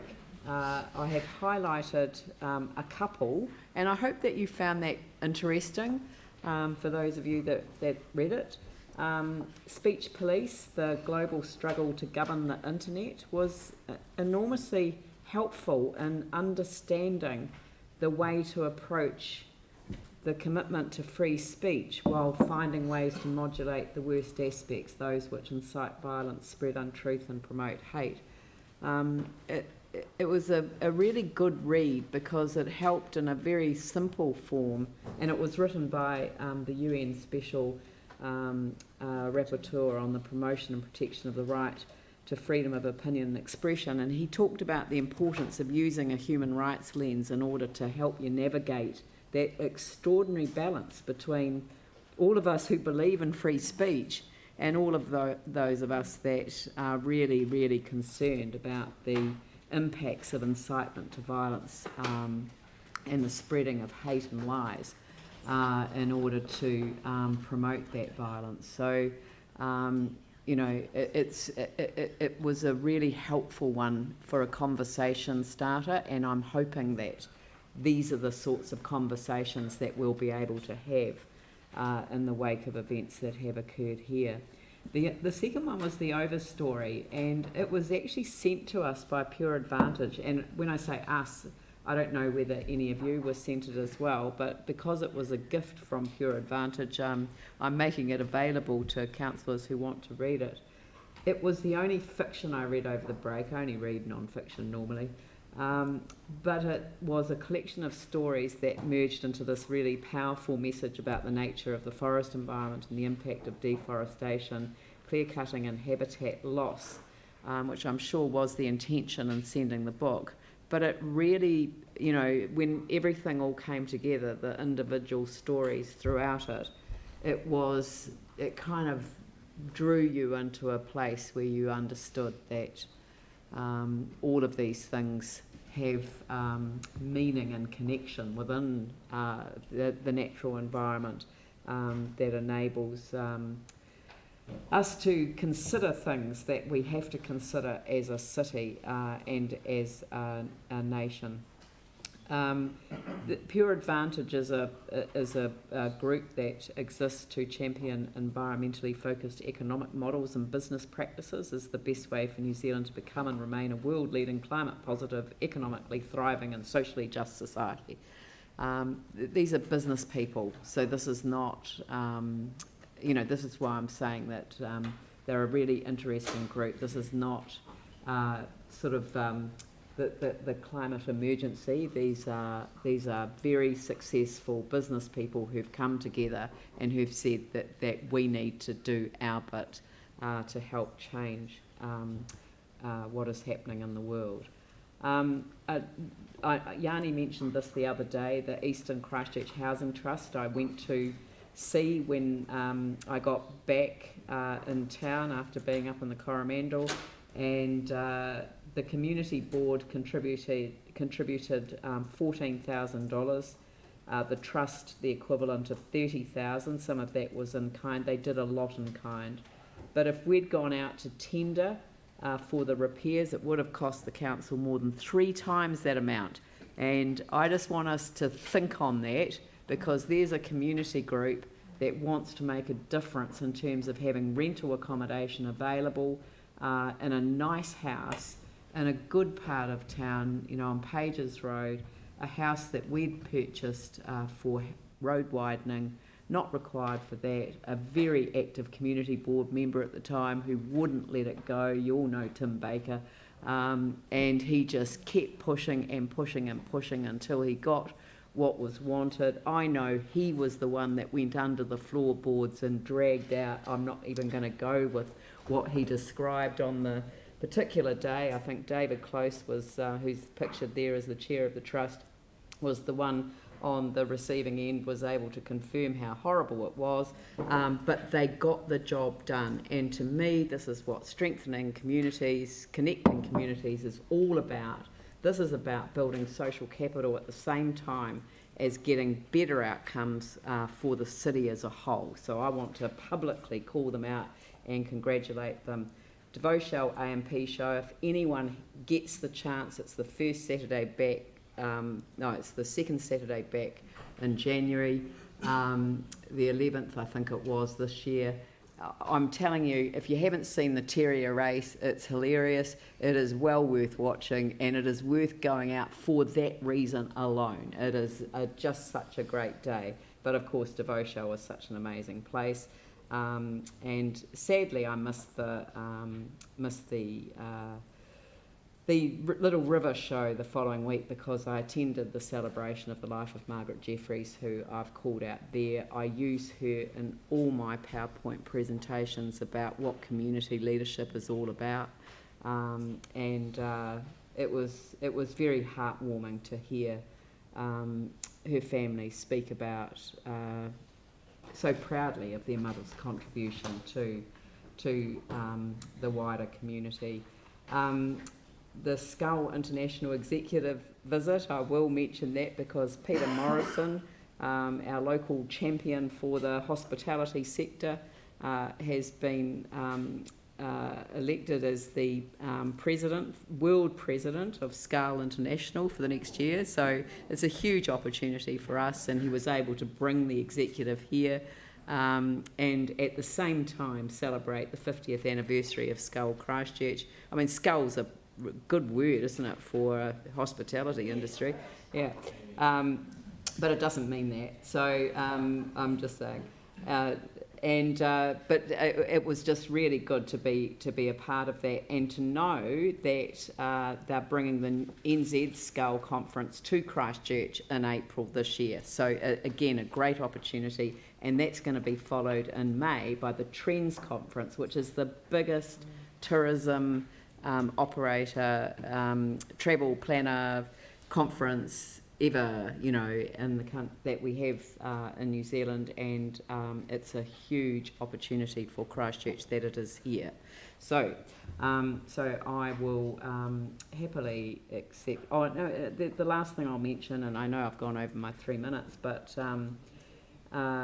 the Chinese New Year Spring Festival, there has been a real dampener on Chinese New Year events this year because of the global impact of the outbreak of the novel coronavirus, which now has a name, and I'm sorry I haven't remembered that, but I do call out here that it originated in our sister city of Wuhan, and I have communicated both with Wuhan and with Gansu province and had replies from both of them.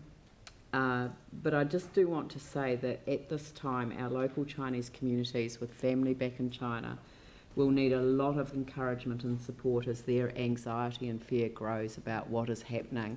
And I've written a column for the Christchurch Star today, which calls out what's been going on. A lot of our Chinese community have stayed at home because rather than go out and be told to go home by residents in our city. And I find that absolutely appalling that we would have people, anyone, whether they're here as a visitor, whether they're here as a tourist, whether they're here whatever country they're from, just because they look Asian, being told to go home. They are home. And they're home when they're here. I don't care how long they're here for. And we should make sure that we as community leaders all stand up for what is right. And what is right at this time is kindness and empathy and understanding. And so I know that every single one of you feels exactly the same, that is what we want to reach out and connect with our communities over. We know where it ends when hatred and otherness takes over. We know where it ends in Christchurch.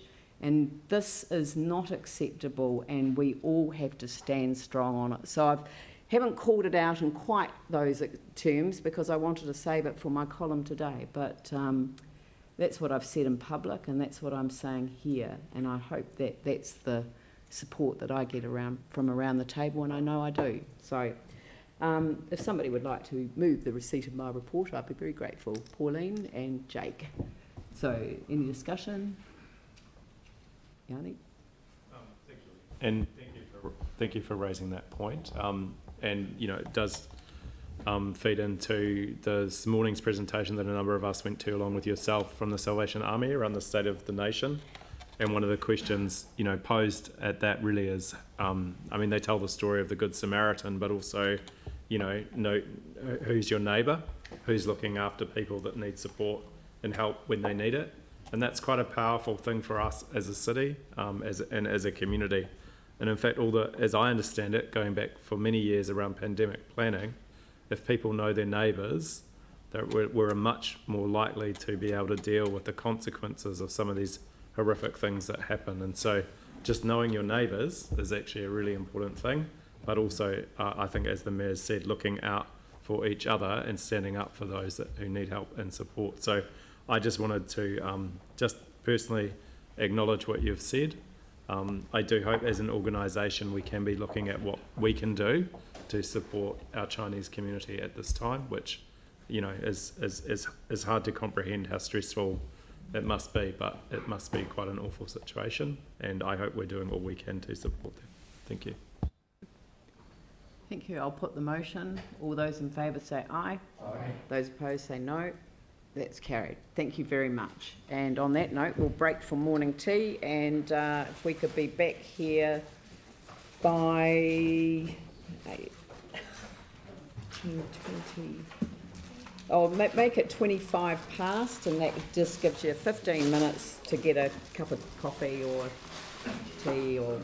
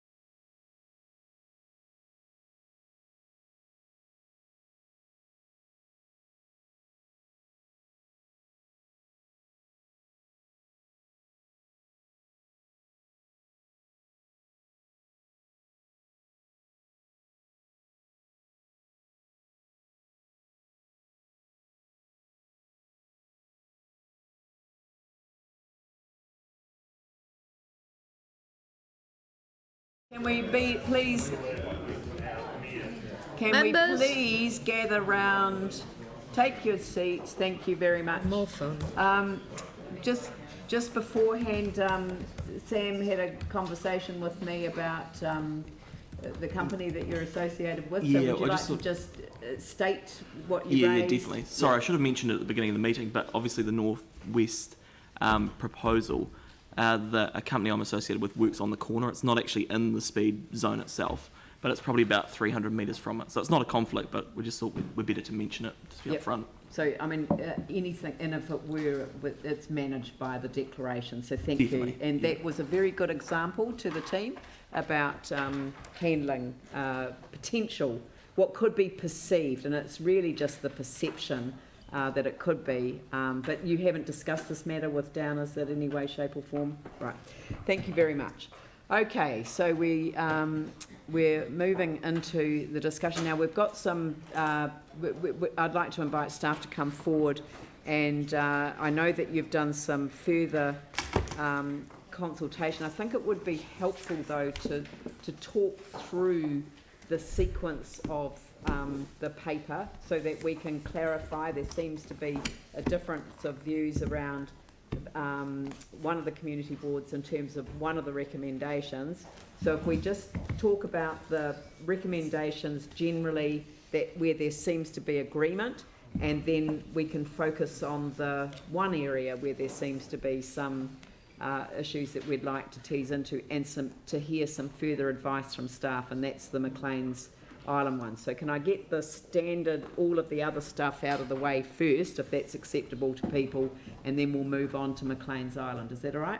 Yep, that's correct. Okay, so if you'd like to just walk us through the Northwest proposed speed management, no, sorry, that is the one, isn't it? The rest of it, and we'll come back to Maclean's Island at the end. All right. Perhaps just introductions first. To my right, Stephen Thomas, who's the operations manager, and to his right, Steve Jeong, who's the basically the traffic engineer for that particular area. So Steve will give you the overview of what's happened to date, and then speak to the matter around Maclean's Island Road. Madam Chair, through you, the Northwest proposed speed management plan is basically tidying up speed limits in the northwest of Christchurch. We actually held it back for about a year because it takes in a lot of the state highway as well. So there were some issues around Yoldhurst Village at State Highway 73. That's the bit that you can see on the Ryans Road, Pound Road, Yoldhurst Village plan in the yellow. So NZTA, we're working in with them and dropping the speed limits, proposing to drop the speed limits to 80k in that area. Of particular note is the intersection, which is at the top right of that plan, Ryan's Pound. That's a bit of a black spot intersection there, that we're proposing that the speed limit drop through there. That's page 70. The rest of the Northwest proposed beach management plan tidies up a lot of little anomalies. So if we now look at the location A, that is page 72. That's tidying up the New Bruffs Road extension. That's to the top right of that plan. Bruffs Road used to terminate in a dead end. It now goes through to Maclean's Island Road. That was delivered by NZTA. Previously, it was 100 kilometres an hour. It's been designed as a 50k road. We're proposing that to be 50k. Further little anomaly on that location, Export Ave was caught under the old rural speed limit, and that little wee tiny cul-de-sac is also 100k, so it's just tidying up that. To the top left of that same plan, we're proposing to push the Grays Road change point further down Grays Road because as folk come round the corner, they're coming round that corner at 80 into a 50 area. There's actually an existing threshold that's been built there that was never used, built by the airport. So we're proposing to use that. The final one on these, down the bottom, is the Dickies Road. Dickies Road this has been delivered again by NZTA when the Northern Arterial went through. They have already moved the change point and it's already signed, so they've actually done that. So that's just, we're recommending what the NZTA have already delivered. The final one before Maclean's Island, Parks Unit asked... Sorry, are we going to take questions on the individual components? Sorry, I forgot that... More than happy. I did have a question about this because I noticed that the airport company wanted Broths Road to be, if I'm pronouncing it correctly, not to go down to 50k because they wanted to encourage the use of the bypass for obvious reasons. Can you just talk about that? Because you sort of went over it and said that you were going to, you said that this was naturally to be built at this speed, but it's going to, and I did notice another submission said that it should match the Maclean's Island speed of 80k because it hits Maclean's Island where it's already 80k. Yeah. Madam Chair, through you, there were quite some issues with construction of Bruffs Road, so much so that the Parks Unit, the entrance to Rotokahatu, they're looking at changing that. There's some safety issues on the corner. It was actually... Sorry, which corner? See the corner Arms of Road. Sawyer's Arms. Yeah. And Bruffs Road. Yeah. I'll just touch on those in a minute. The deputation from the Christchurch Airport was a very strange one because they supported the Greys Road. Yes, I know. And they opposed, and Bruffs Road was designed at 50k, but when this... Sorry, when you say designed at 50k, and so I'm trying to be helpful here so that I can understand. The civil construction of Bruffs Road, right. It was not designed with its curves, its alignment for an 80 km/h road. It's designed as a 50 km/h road. NZTA actually there was a court battle right on the Sawyer's Arms, Bruffs Road corner with regard to taking of land. So there was some safety issues raised there. We would have preferred a right turn bay into the northern, because the road swings round now. We would have preferred a right turn bay there. A right turn bay. Oh, I see. So that you separate the road and you have a separate right turn and a right turn into Sawyer's Arms? Into the Sawyer's Arms north for access to Rotokahatu. That means that the through traffic could just go past on the left. But quite frankly, it's so tight that if a large truck is coming and someone's turning right and the truck has to slow down. So raising that to 80 km/h would just be a disaster. Okay. Yeah. And that's the real reason. It's a safety consideration around the intersection. Yes. And we've had complaints from trucking operators on Bruffs Road. As soon as Bruffs Road was opened as a through road, they're calling us saying, can you do something about the speed? We actually have signs up signing it as 50 with temporary underneath it because we were so concerned about that. So we have a temporary 50k speed limit on that. For how long? It's supposed to only last for 6 months, so it's out of its time now. So thank you for that. I think it's really helpful, because when you can drill into the submission, and I know that we had the community boards hearing all this, and you've probably now repeated yourself twice. Having repeated it to them, or having explained it to them, but I actually think it's been really helpful for the council to hear that. Yeah. Sorry, Aaron, did you have a question on this? Yeah, so when Steve presented this, the board members had questions as well, exactly the same as yours. Yeah. This is in my ward.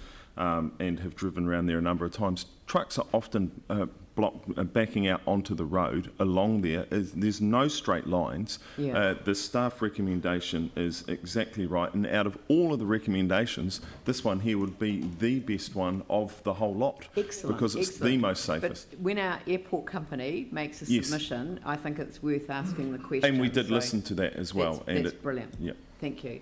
But thank you very much. That is really helpful. Okay, so the next one. So just going on to Roto Kahatu, that is page 73. That's just basically like a lot of our reserves. It's a proposal to reduce the speed limit because from 50 to 20 kilometres an hour. The urban speed limit, that's the whole of Christchurch, any new road, if the council doesn't set it otherwise, automatically gets caught at 50 kilometres an hour. It includes our parks, roads. That's a gravel road over an old dump. Yeah. It has narrowings in it. It just encourages people to do silly things. Yeah. So It's an overwhelmingly supported by submissions. You know, that's a no-brainer as well. Yeah. Madam Chair, that brings us to the McLean's Island. And if I could just recap on that. So this is page 71. So just at the top right, the existing 80k speed limit is actually about halfway along from that first yellow right angle bend there. So it's halfway between Peacock Springs and that right angle bend. We're proposing that the speed limit on McLean's Island Road gets dropped from 100 kilometres an hour. Now, also, I point this out, it also includes Chatterton's Road.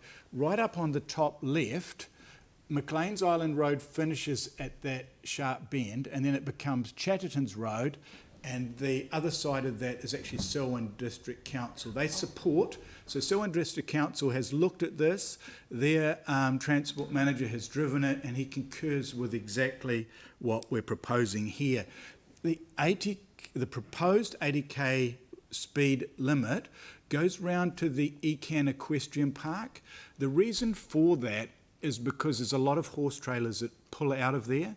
And if you just spend half an hour on the side of the road there, you'll see people will come round that bend and they will just come over the stop bank and they'll boot it. And the first activity they come to is the equestrian park. There's a lot of activities, recreational activities along McLean's Island Road. Travelling at 100 kilometres an hour and you've got somebody behind you, it's actually very hard to see the entrance to a recreational activity. Lots of people overshoot them and you feel pressured. So there have been 4 fatalities, one just up from Downers, one on the stop bank, and strangely enough, 2 just on the eastern edge of Orana Park. A lot of the latest accidents are not on the sharp bends as the McLean's Island, the Orana Park people. Can we move to the accident chart? Because this was a piece of information. It's Appendix F. It wasn't made available. It wasn't available to the Joint Community Board's meeting. So can we enlarge that a little bit? Yeah, and pull it across. So that's just showing the accidents spread along McLean's Island Road. A lot of people... Can you explain what the legends mean? Okay. What does F mean? So F is the fatality. So there's been 3 fatalities. There's actually one that's actually not showing, that's right on that bend outside Downers. There's a little cross there at the moment. So that's right down the bottom. There's 4. There's 4 recorded. 4 fatalities? Yes. Over 10 years? This is in the, since we've been recording, yeah.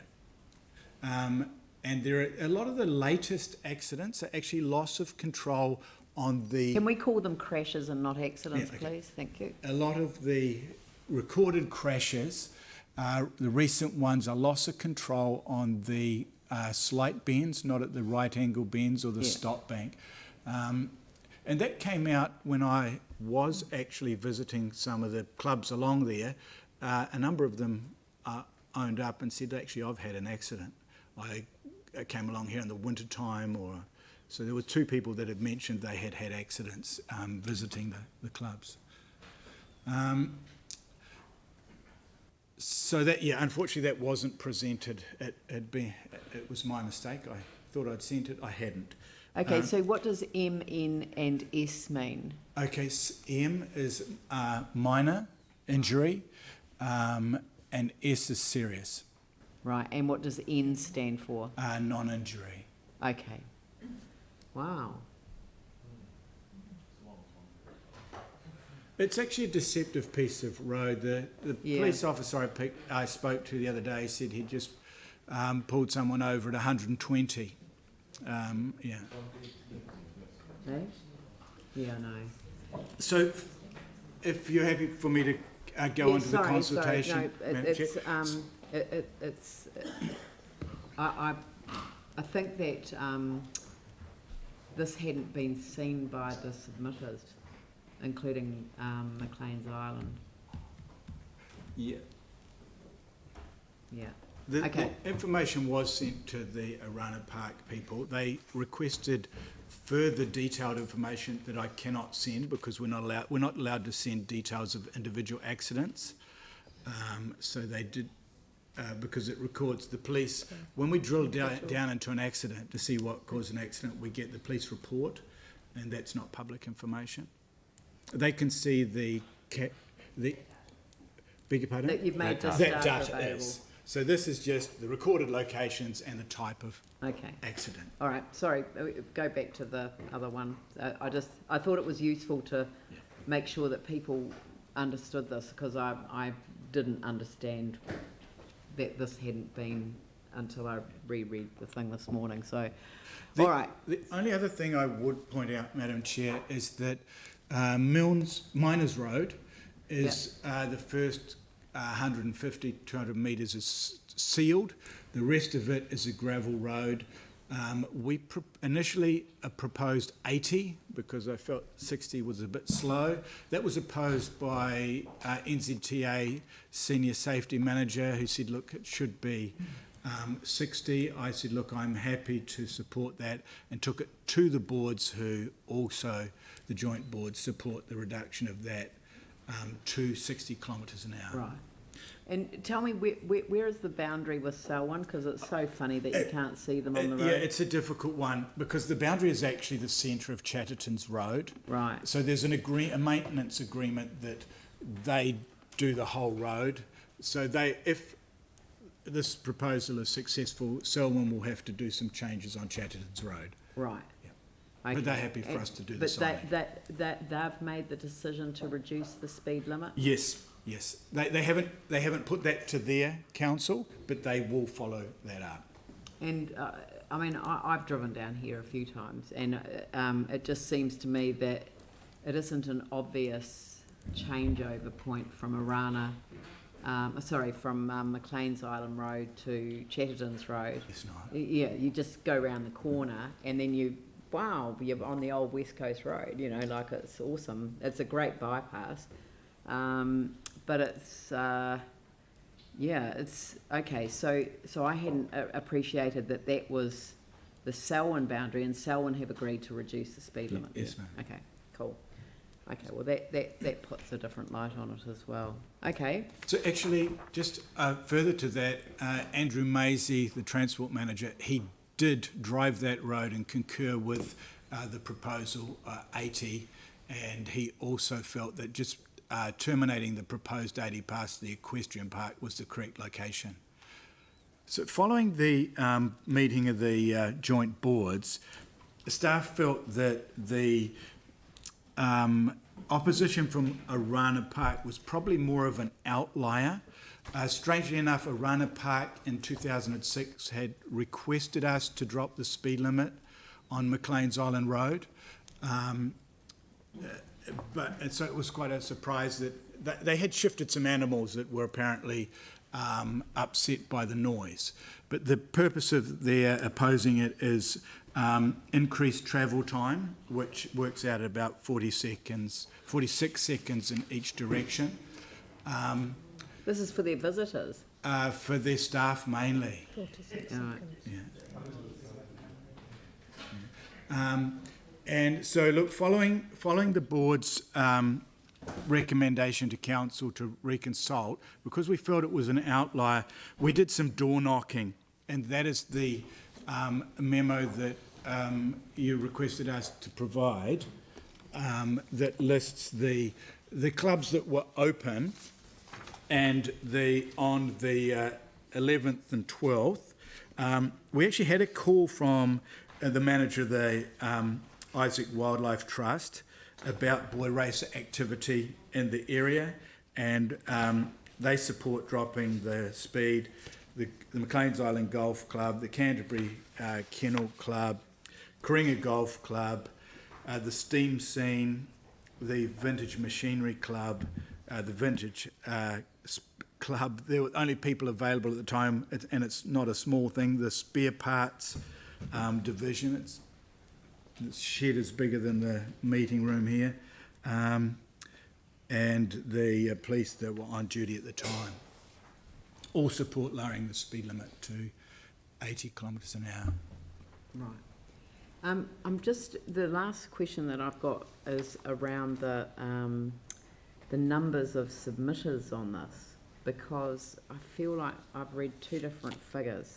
So I went to the public-facing document, which showed 10, 15, 20, 23 submissions, unless I haven't counted them correctly, and it mentions 39.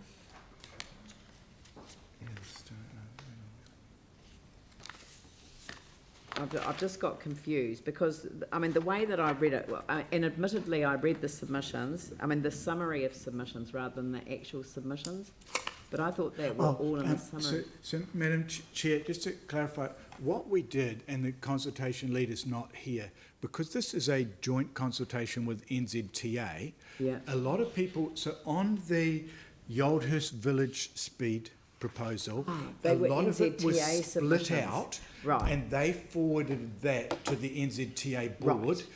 Anything to do with the state highway was forwarded to the NZTA board. Okay, you've explained it. So then my numbers show that of the submissions that focused on McLean's Island Road, 10 voted for, 10 submitted for, a number with significant reasons attached to them, others just simply saying this, it makes absolute sense, or I'm a cyclist and it's safer and blah, blah, blah, a whole lot of reasons. And there were 5 against, so 10 for, 5 against, and 8 of the submissions were focused on other parts of the proposal. Yes, yeah. Okay. Right. Okay. Any questions of staff? Aaron. Yeah, just on the crash data, when is that from? And it's obviously up till now. Yeah. So, beg your pardon. The crash data. When's the start date of that? Oh, that goes from the start. So what we've done, look, so it's not just the last 5 years. There has not been a fatality in the last 5 years. But when did this, I mean, this could go back to the 60s, I don't know. Oh, it goes back to the 70s when we started recording. 70s, okay. And of the 4 fatalities and the serious crash, were they all driving within the 100k speed limit, or were they exceeding that in the circumstances? Look, I can't tell you that. I can tell you that the 2 that were outside the Arana Park was 1 car coming one way and taking out a car coming the other way. People died in both vehicles. It was a family. But hang on here, there's no fatalities outside Arana Park? Yeah, there is. There's the 2 that Arana Park's has a long frontage, so it's just to the eastern edge of Arana Park. The 2 fatalities on the... Well, this map has outside Arana Park, you see the question centre, the fatalities are down by the gravel pit. Yeah, I mean, well, it's just to... Is this map wrong? No, Arana Park has quite a frontage there. Only to the green belt, that's the change of property, I thought, there for Arana Park. It could be, Aaron. This is, this looks like, on here, Steam Scene, maybe? It could be, Or even the Kennel Club? yeah, like most roads. What's the point? Yeah. Well, it's context versus content. No, I mean, the If question, these your question but was... hang on, if these are boy races at 3 a.m. doing 150k an hour, changing the speed limit to 50k an hour will not save lives. That's my point. Is that, you know, you can have a cul-de-sac where people are having a party and the kids are riding on the roofs of cars. People die. This is the debate. The question was appropriately asked about the time frame for the data to be collected. And like this goes back to the 70s. That was potentially a gravel road. I was surprised that it was the 70s. So, I mean, have there been no crashes there, or no crashes at all? But you've just said that you ran into people who told you about crashes that they'd been in. Yes, Madam Chair, just to clarify that, there have been crashes within the last 5 years, and just on the comment of boy races, a lot of the recent crashes are actually nothing to do with boy races. There is definite boy race activity there. There's black marks all over the road. Yeah. The recent crashes, when you drill down into the police data, it's actually been drivers that are not familiar with the road that are getting caught out on the bend. A couple of them, I cannot recall. I think there's so many of them, but when you look at all the crashes, but in the recent times, it's actually been unfamiliar drivers and younger drivers that have just gone off the bend. Yeah. I mean, it is a tricky road, and it's especially tricky when you're looking for an entranceway. I've been out to visit the Steam Preservation Society, and I've been out to visit I've been to Arana Park. I've been to a number of different things. Actually, Isaac Conservation Trust. And it's an amazing area, but it isn't an easy road to navigate. I do know that. Yeah.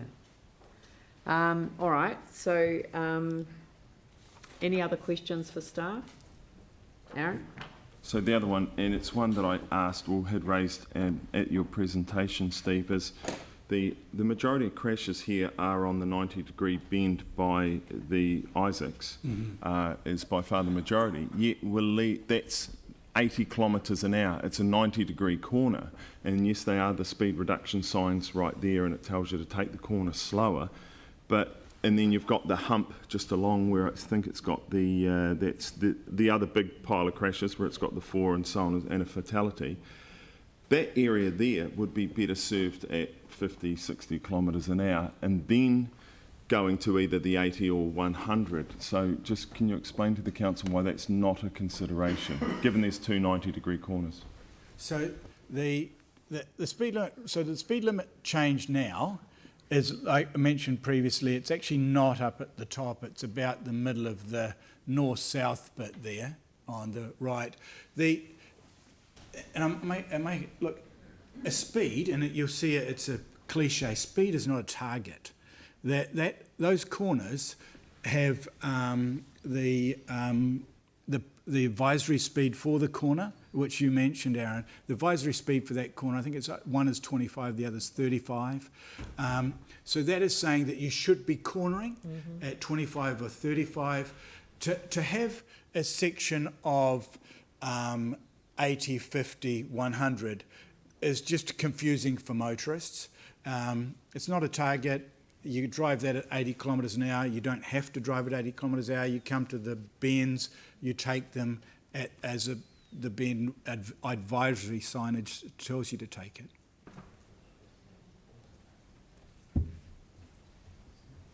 Right. Is there any other questions? All right. Well, look, I'm going to put... When it comes to the age of the data and stuff, was that map taken from the CAS system? Yes. Okay, yes, so yeah. when I'm looking at this now, that's from 1st of January 2000, the CAS system, so it's not the 70s and things. Yeah. So the current up-to-date stuff that's McLean's Island Road there with all those dots and things, so it's really similar to the stuff you put up, Yes. and it's from 2000, so when the road was sealed and stuff already. Thanks. So, yeah. Thanks. All right, so Read. now what I'm going to propose is that we go through this actually we look at, because the area where we have some potential a potential change is around number 5. So if everyone is agreed, I will ask for the vote on item 5 to be dealt with separately. Are people comfortable with that? So we just deal with it. Yeah. I've got to what I'm going to do in order to, because it's either we now move if I can get a mover and the seconder for the block, but with a change to item 5 to reinstate the recommendation from staff. So, yeah. I mean, Leon, I don't mind just moving the staff recommendation, and then as a whole. That's a solid start point, isn't it? So that is a way through it. So we can. So if Sam moves the staff recommendation, I'm happy to second it. Does that then? Is that a problem around the Miners Road? Yes. Ah, right.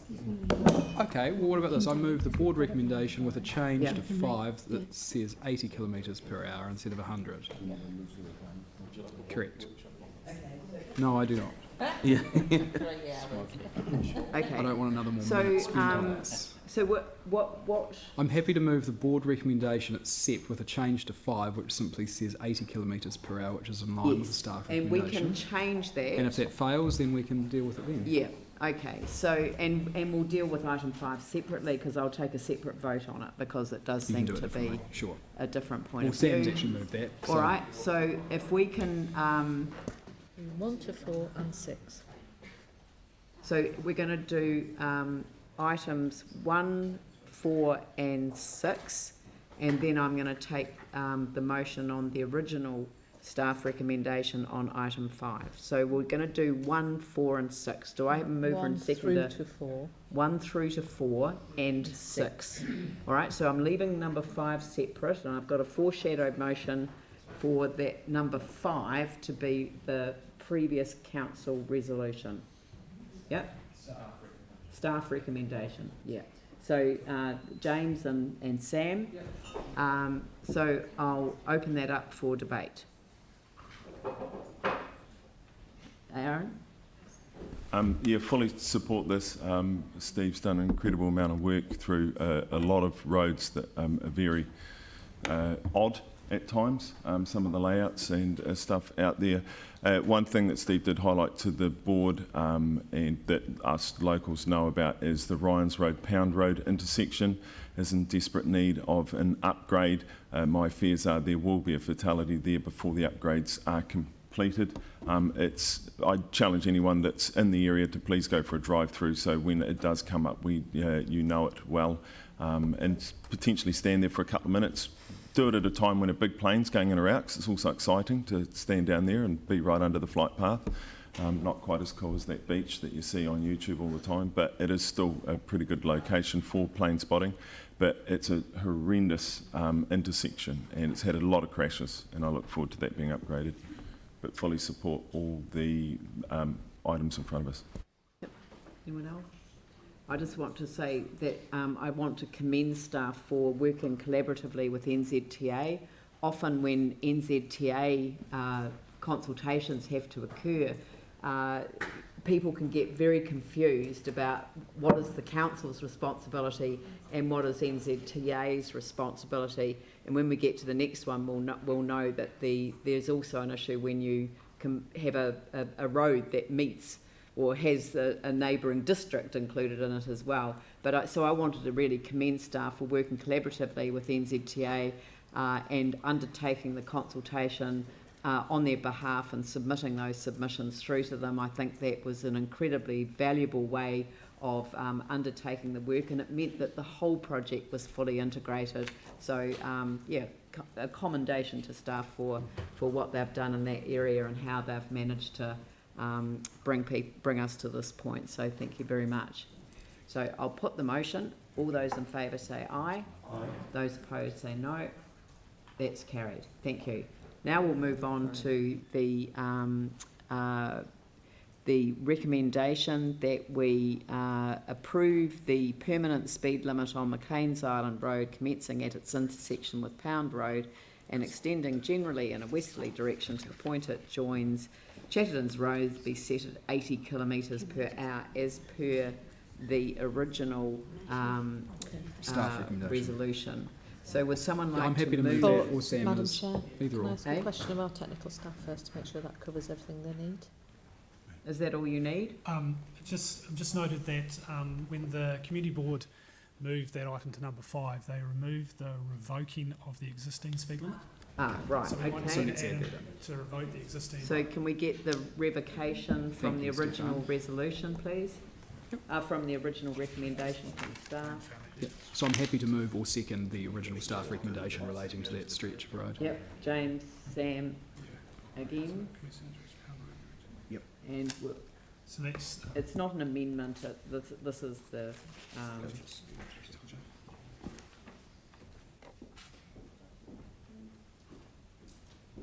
Yeah, the best thing just to find the right one. Yeah.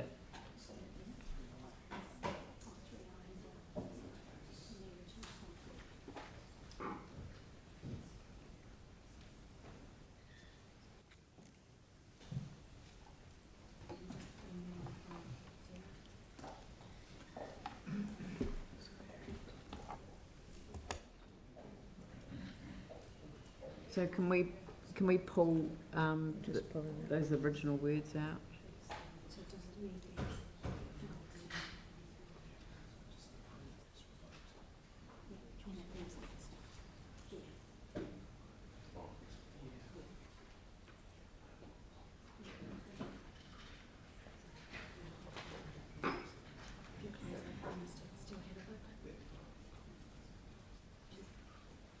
And if we can take the rest of that 5 out?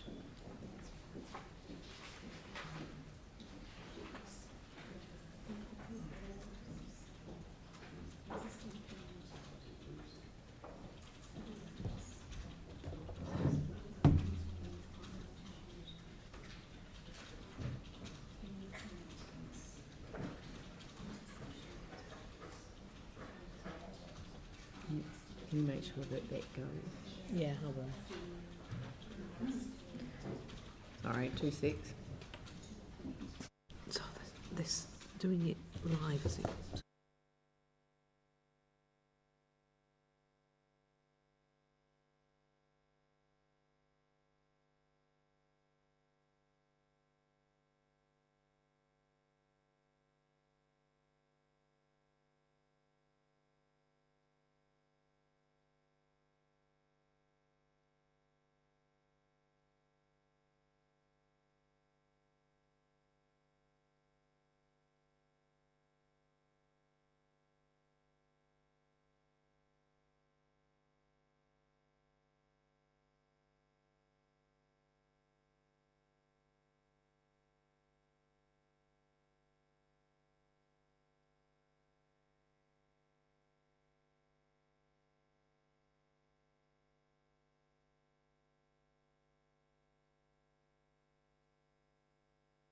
And set as detailed below, including resultant changes, and then the 2 elements of that.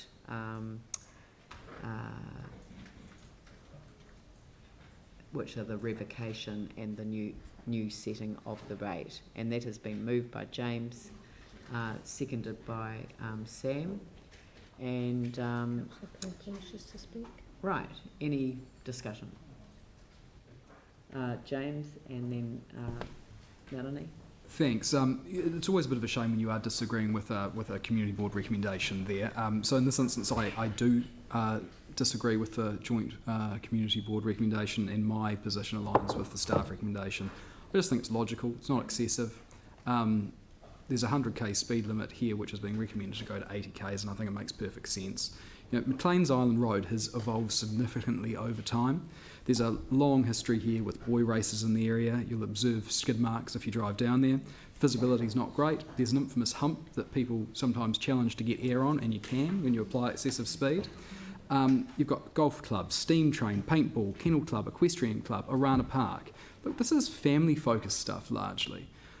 So I don't think that dropping from 100 k's to 80 k's in an area where there's a number of attractions geared towards families with some less than desirable features in the road, such as the humps and the blind corners. No one's recommending it go to 30 k's or anything like this. It's a 20k reduction. And to be perfectly honest, I was disappointed to hear that Orana Park, that I think they do a great job, they're an asset to the city, but a 40-second longer trip for staff there, look, it'll take a heck of a lot longer if you're dead, and I certainly would never forgive anyone or accept that excuse if a family member of mine or someone that I cared about was on that stretch of road. So I completely agree with staff here. I think it's sensible and pragmatic, and I hope that the council makes a sensible and pragmatic decision too and supports the 80 k's over 100. Yeah. Thank you. Melanie? Yeah, I support James with that. This is probably the wrong time to say this because it's more of a question, but I just wanted to make sure that where it says to the point it joins Chatterton's covers the bit that's on Chatterton's. I know you talked about it before. Because we are doing part way along Chatterton's Road. And I know they talked about Selwyn. I just want to make sure that that's correct. Yes, so Chatterton's Road is covered under the previous part of it, so there's other clauses around Chatterton's Road, and then the wording around that is enough to cover that section. So Chatterton's was already included in the original. Yeah. Okay, sweet. Okay, cool. Sorry, who else? Aaron? Pointless, but I'll give it a go. And the reason why I voted with the community board on this was based on the deputation. When the original proposal came to the joint community board meeting, I agreed with the staff recommendation. I don't disagree with it. I use it quite a bit out there, so I know the road well. I went and looked at all the roads that were recommended for speed changes. They all made sense. Including this, until we got our deputation from Orana Park, who made a very compelling case on a number of issues, and then the community board made a recommendation. So the community board listened to the deputations, then made the recommendation based on that. So we listened to our community and come up with the recommendation we did. And it was interesting that we said to go back out and consult. And for a council that loves consulting, it's surprising that everyone's not happy to go and consult a little more, but not the case. When such a valued attraction to our city, who also are part of an international breeding program of endangered species, comes in and pleads a particular case, that also included asking the visitors, so consulting with the visitors of Orana Park as well, what they thought. So obviously, as a council, will override what the community board had to say. So you've got a question going forward the value of having those deputations to the community board. Send it straight to council. Don't waste the community's time. Don't waste organisations who have limited resources like Orana Park's time by making them go and speak to a community board who will make a recommendation that will just get bounced at this table. Go straight to the big table and have the chat there and sideline the community boards a little more. Mike? Thank you. I guess from a councillor that just voted about going out for consultation on the annual plan, that's quite a surprising comment you make. And when we look at the submission from Orana Park, they actually make the point that they are unaware of any crashes or issues on this section of the road that has led to this review.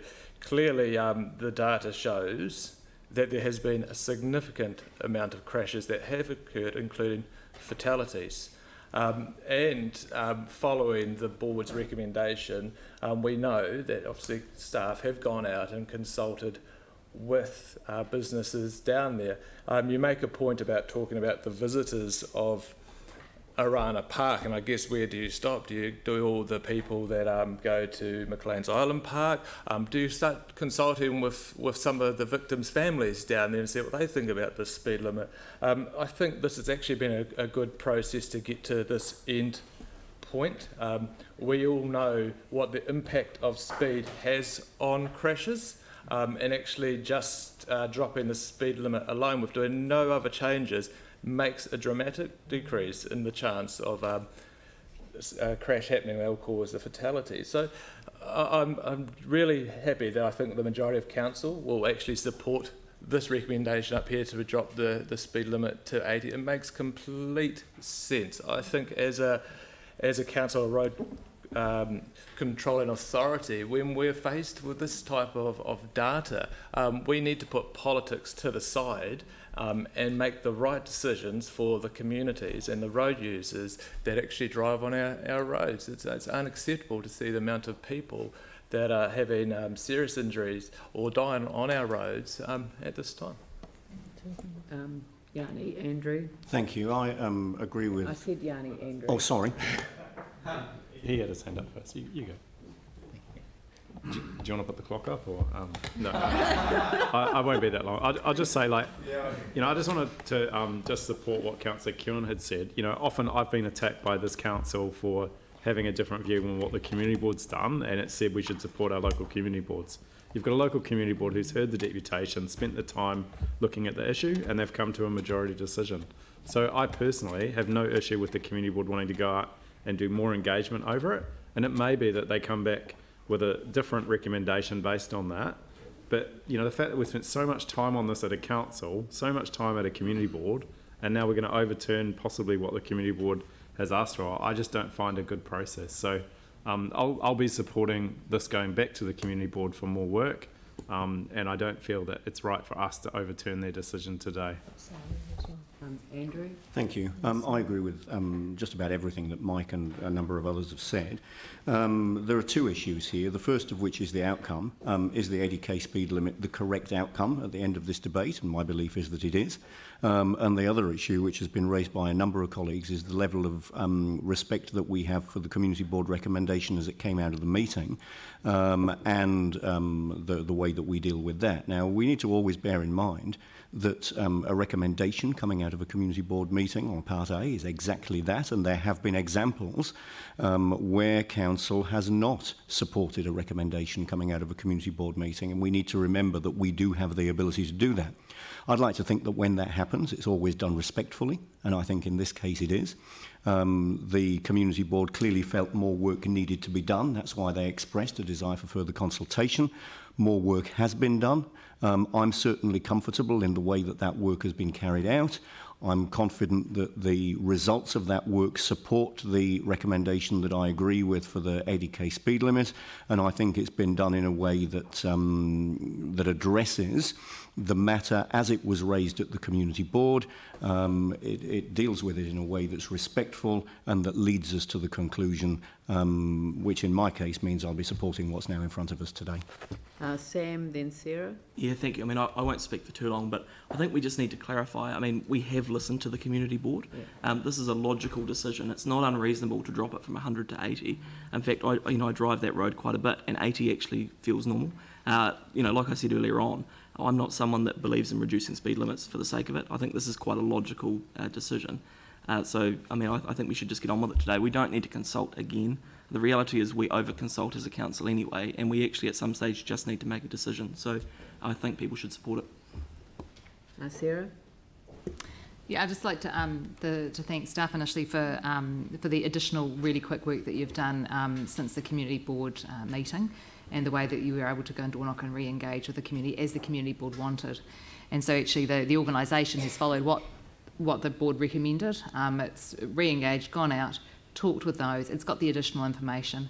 One of the things that this does show though is that we do need to make sure that when we send things out for engagement and out for consultation, that we do have full and accurate information so that those people who are submitting actually have the good information in front of them, the crash data statistics, the information on the impact of speeds, not just saying that it's safer, but saying what percentage it's safer. There's NZTA have got great graphs, we've used them before, and making sure that that happens. We have listened to we've listened to the community board and we agree with 95% or more of what they've said. But the whole point about speed reductions coming to council is that we have a really large transport network that as a council we're responsible for, and making consistent decisions and safe decisions across the city on behalf of all residents is a councillor's job, and a community board job is to advocate for their local community, and we have to make sure that we're wearing the right hats when we make those decisions. And of course, those councillors who are really concerned about council efficiency and duplication will be really pleased that staff were able to go out and do what the community board wanted, and that we won't have an additional 2 reports taking up staff time and energy and money, one to go to the community board and another one to come back to council again. And so that's why I'll be supporting it today. Who? Anyone else? Well, I'll just say a couple of words, and it was just simply that in this instance, staff rightly sensed that one submitter who seemed to persuade the majority of the community board on the day was an outlier, and so staff went out of their own initiative in order to comply with the requirement of the resolution, which was to reconsult with businesses and user groups along Maclean's Island Road. I know that the resolution said including visitors to the Arana Wildlife Park, but I don't know how you'd classify them as a group. I've been a visitor to Arana Wildlife Park group. Has anyone else around the table been out to a wildlife park? Well, there you go. There's a classic cross-section of society that have all been elected to represent their members, so we can include ourselves in that today.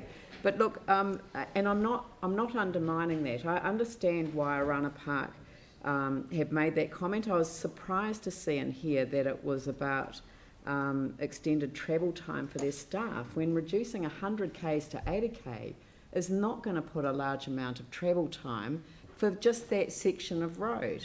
And it's possibly because they're driving there early in the morning when there isn't much traffic. I don't know, but I have driven in there at a time when a major event was on at the STEAM Society, or Preservation Society, and there was a lot of traffic on the road, and I wasn't sure where the turn-off was, and it is exactly as staff have described. It is a tricky road to navigate, especially with the greater use of trucks and trailers in that area, and horse floats.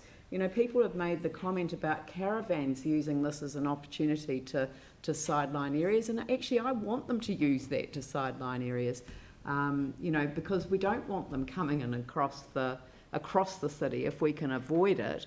If they can go that back route, it is a very good way to get on their way when they're travelling south, so or travelling north. So I think that the intention of the you know, the link point that it creates, it does attract a certain type of traffic, and I think the 80k zone is much safer for the area, and we do need to have safety in our mind when we consider it. And I did consider the question of the submissions. I went back to all of them. 10 submissions were for the change, 5 were against, and 8 of them didn't mention it in their submission because they were focused on other parts. So actually the majority of people who submitted on the road, who took the time and effort, plus staff, have added to that with all the additional people that they've talked to. We've actually got a very clear message that this is a decision that needs to be made, and no, we don't need to waste any more time on it. So I'll put the motion. All those in favour say aye. Aye. Those opposed say no. And that's Councillor Kewen and Johansson opposed. Thank you. Thank you, staff. Thank you very much. Item 14. How are we going? Almost done. 14. Item 14. Oh, sorry, that was the... Oh, item 14, sorry. That was item 13 we just did. That was item 13, sorry, item 14.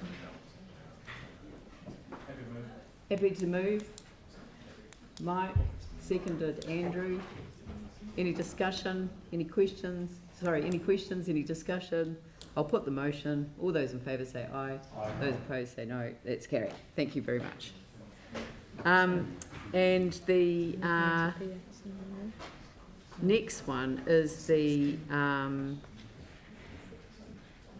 16? I think it's just number 16, yeah. So the draft submission on the urban development bill.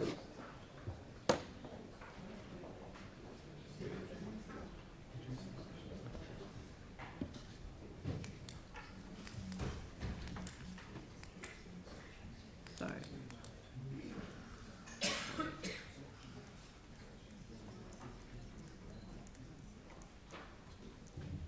Oh, sorry, I've just seemed to have lost my, oh, there it is.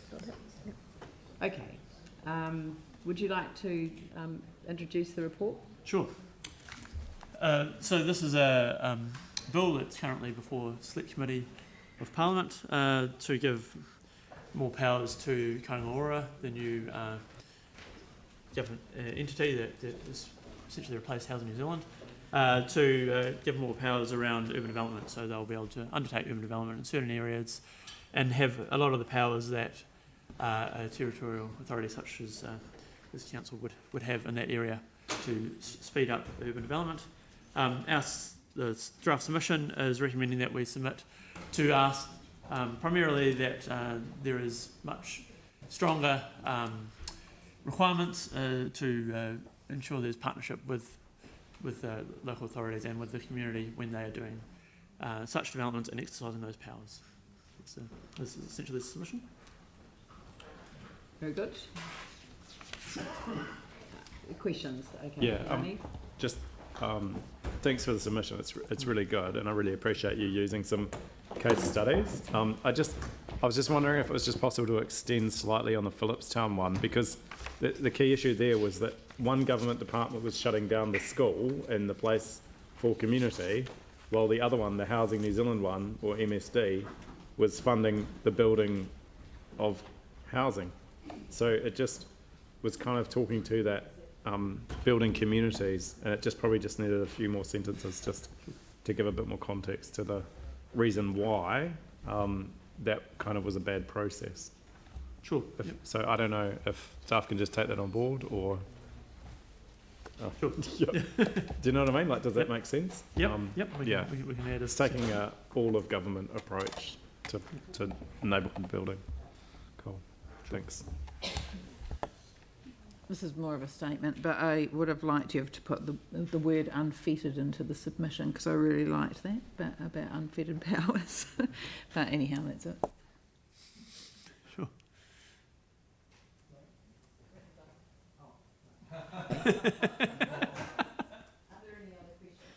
Someone like to move it? Mike, seconded Melanie.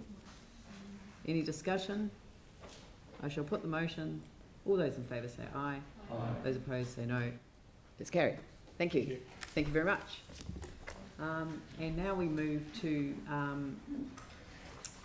the items that are on the agenda for, the resolution for excluding the public, and there are two documents. The first is the proposed wastewater discharge from industrial customer. The reasons for excluding under the Act is prejudice, commercial position and commercial activities. And the plain English reason is that the financial position of the customer is commercially sensitive and the council may enter into a private developer agreement with the applicant. So that's why it is being dealt with in PX. If a private developer agreement is not entered into, or after the development contributions assessment has been completed, in both cases any remaining commercially sensitive information would be redacted and otherwise the document would be released. So that's the legal situation that we're setting out under the Local Government Official Information and Meetings Act. Second is advice on earthquake-related matters, which is about the necessity to maintain legal professional privilege. The report is subject to legal privilege, and this report may be released on the 1st of June this year, subject to legal privilege being redacted. So those are the two items. So I'd like to move that we, and we have representatives of the industrial customer are able to remain after the public have been excluded to present a deputation to the council on item 19, proposed wastewater discharge from industrial customer of the public excluded agenda, as they have knowledge that is relevant to that item will assist the council, but they won't remain for the consideration of the item itself. So I'll move that resolution. Do I have a seconder? Mike, is there any discussion? I'll put the motion. All those in favour say aye. Aye. Those opposed say no. That's carried. Thank you.